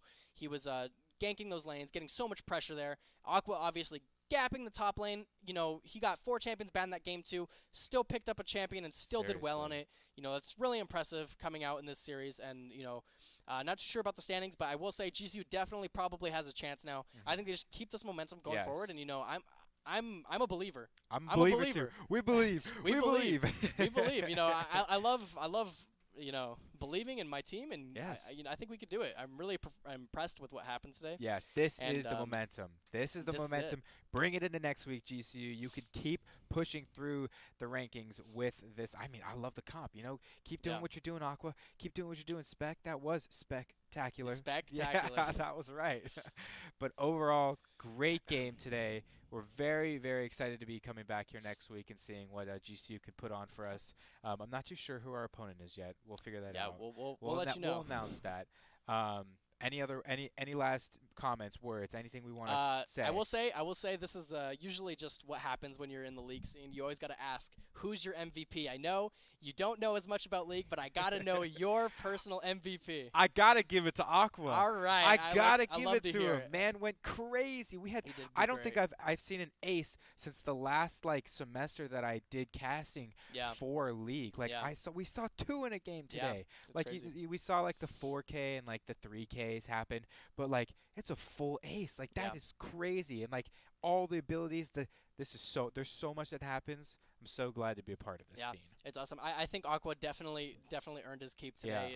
I think he's been having a little bit of trouble coming in as one of the newer players this split. He doesn't have his identity as much in the team as the past players, and he really came in today and showed that he's a good player. Yeah. And, he needs put some respect on his name. They wrote him off, but he didn't write back. And Aqua did great today. I think, oh man, the MVP. I might give it to Spec. You might give it to Spec? I might give it to Spec just because I do know the significance of those early game plays. And, as much as Aqua did go insane in the later game, what are the chances that can happen when Spec's not playing as well as he does in the early? So I think definitely Spec might take might take it there, but Aqua's definitely a close second. He's a close second. I think Aqua did so good today. We give MVP rewards to everybody. Everybody gets one. Next week it'll be Clyde Tribes, Melky Goat. I will say Melky Goat had some great hooks those games too. I think GCU gets the whole MVP award today. It was insane. It was a great, I love the performance game. and can't wait to be back next week. Can't wait to be back next game. I think that's all that we have for you guys today. We appreciate you guys tuning in. I've been Jack. This is Michael. It was such a blast. We're powered by Rockstar. We're sponsored by Canes. We enjoy being here and having you guys enjoy the GCU games that you're watching. Other than that, nothing else from us here. We appreciate you guys tuning in. Subscribe, keep in touch with all of our socials. We're GCU Esports basically everywhere. Other than that, we appreciate you guys having here, and we'll see you guys next time.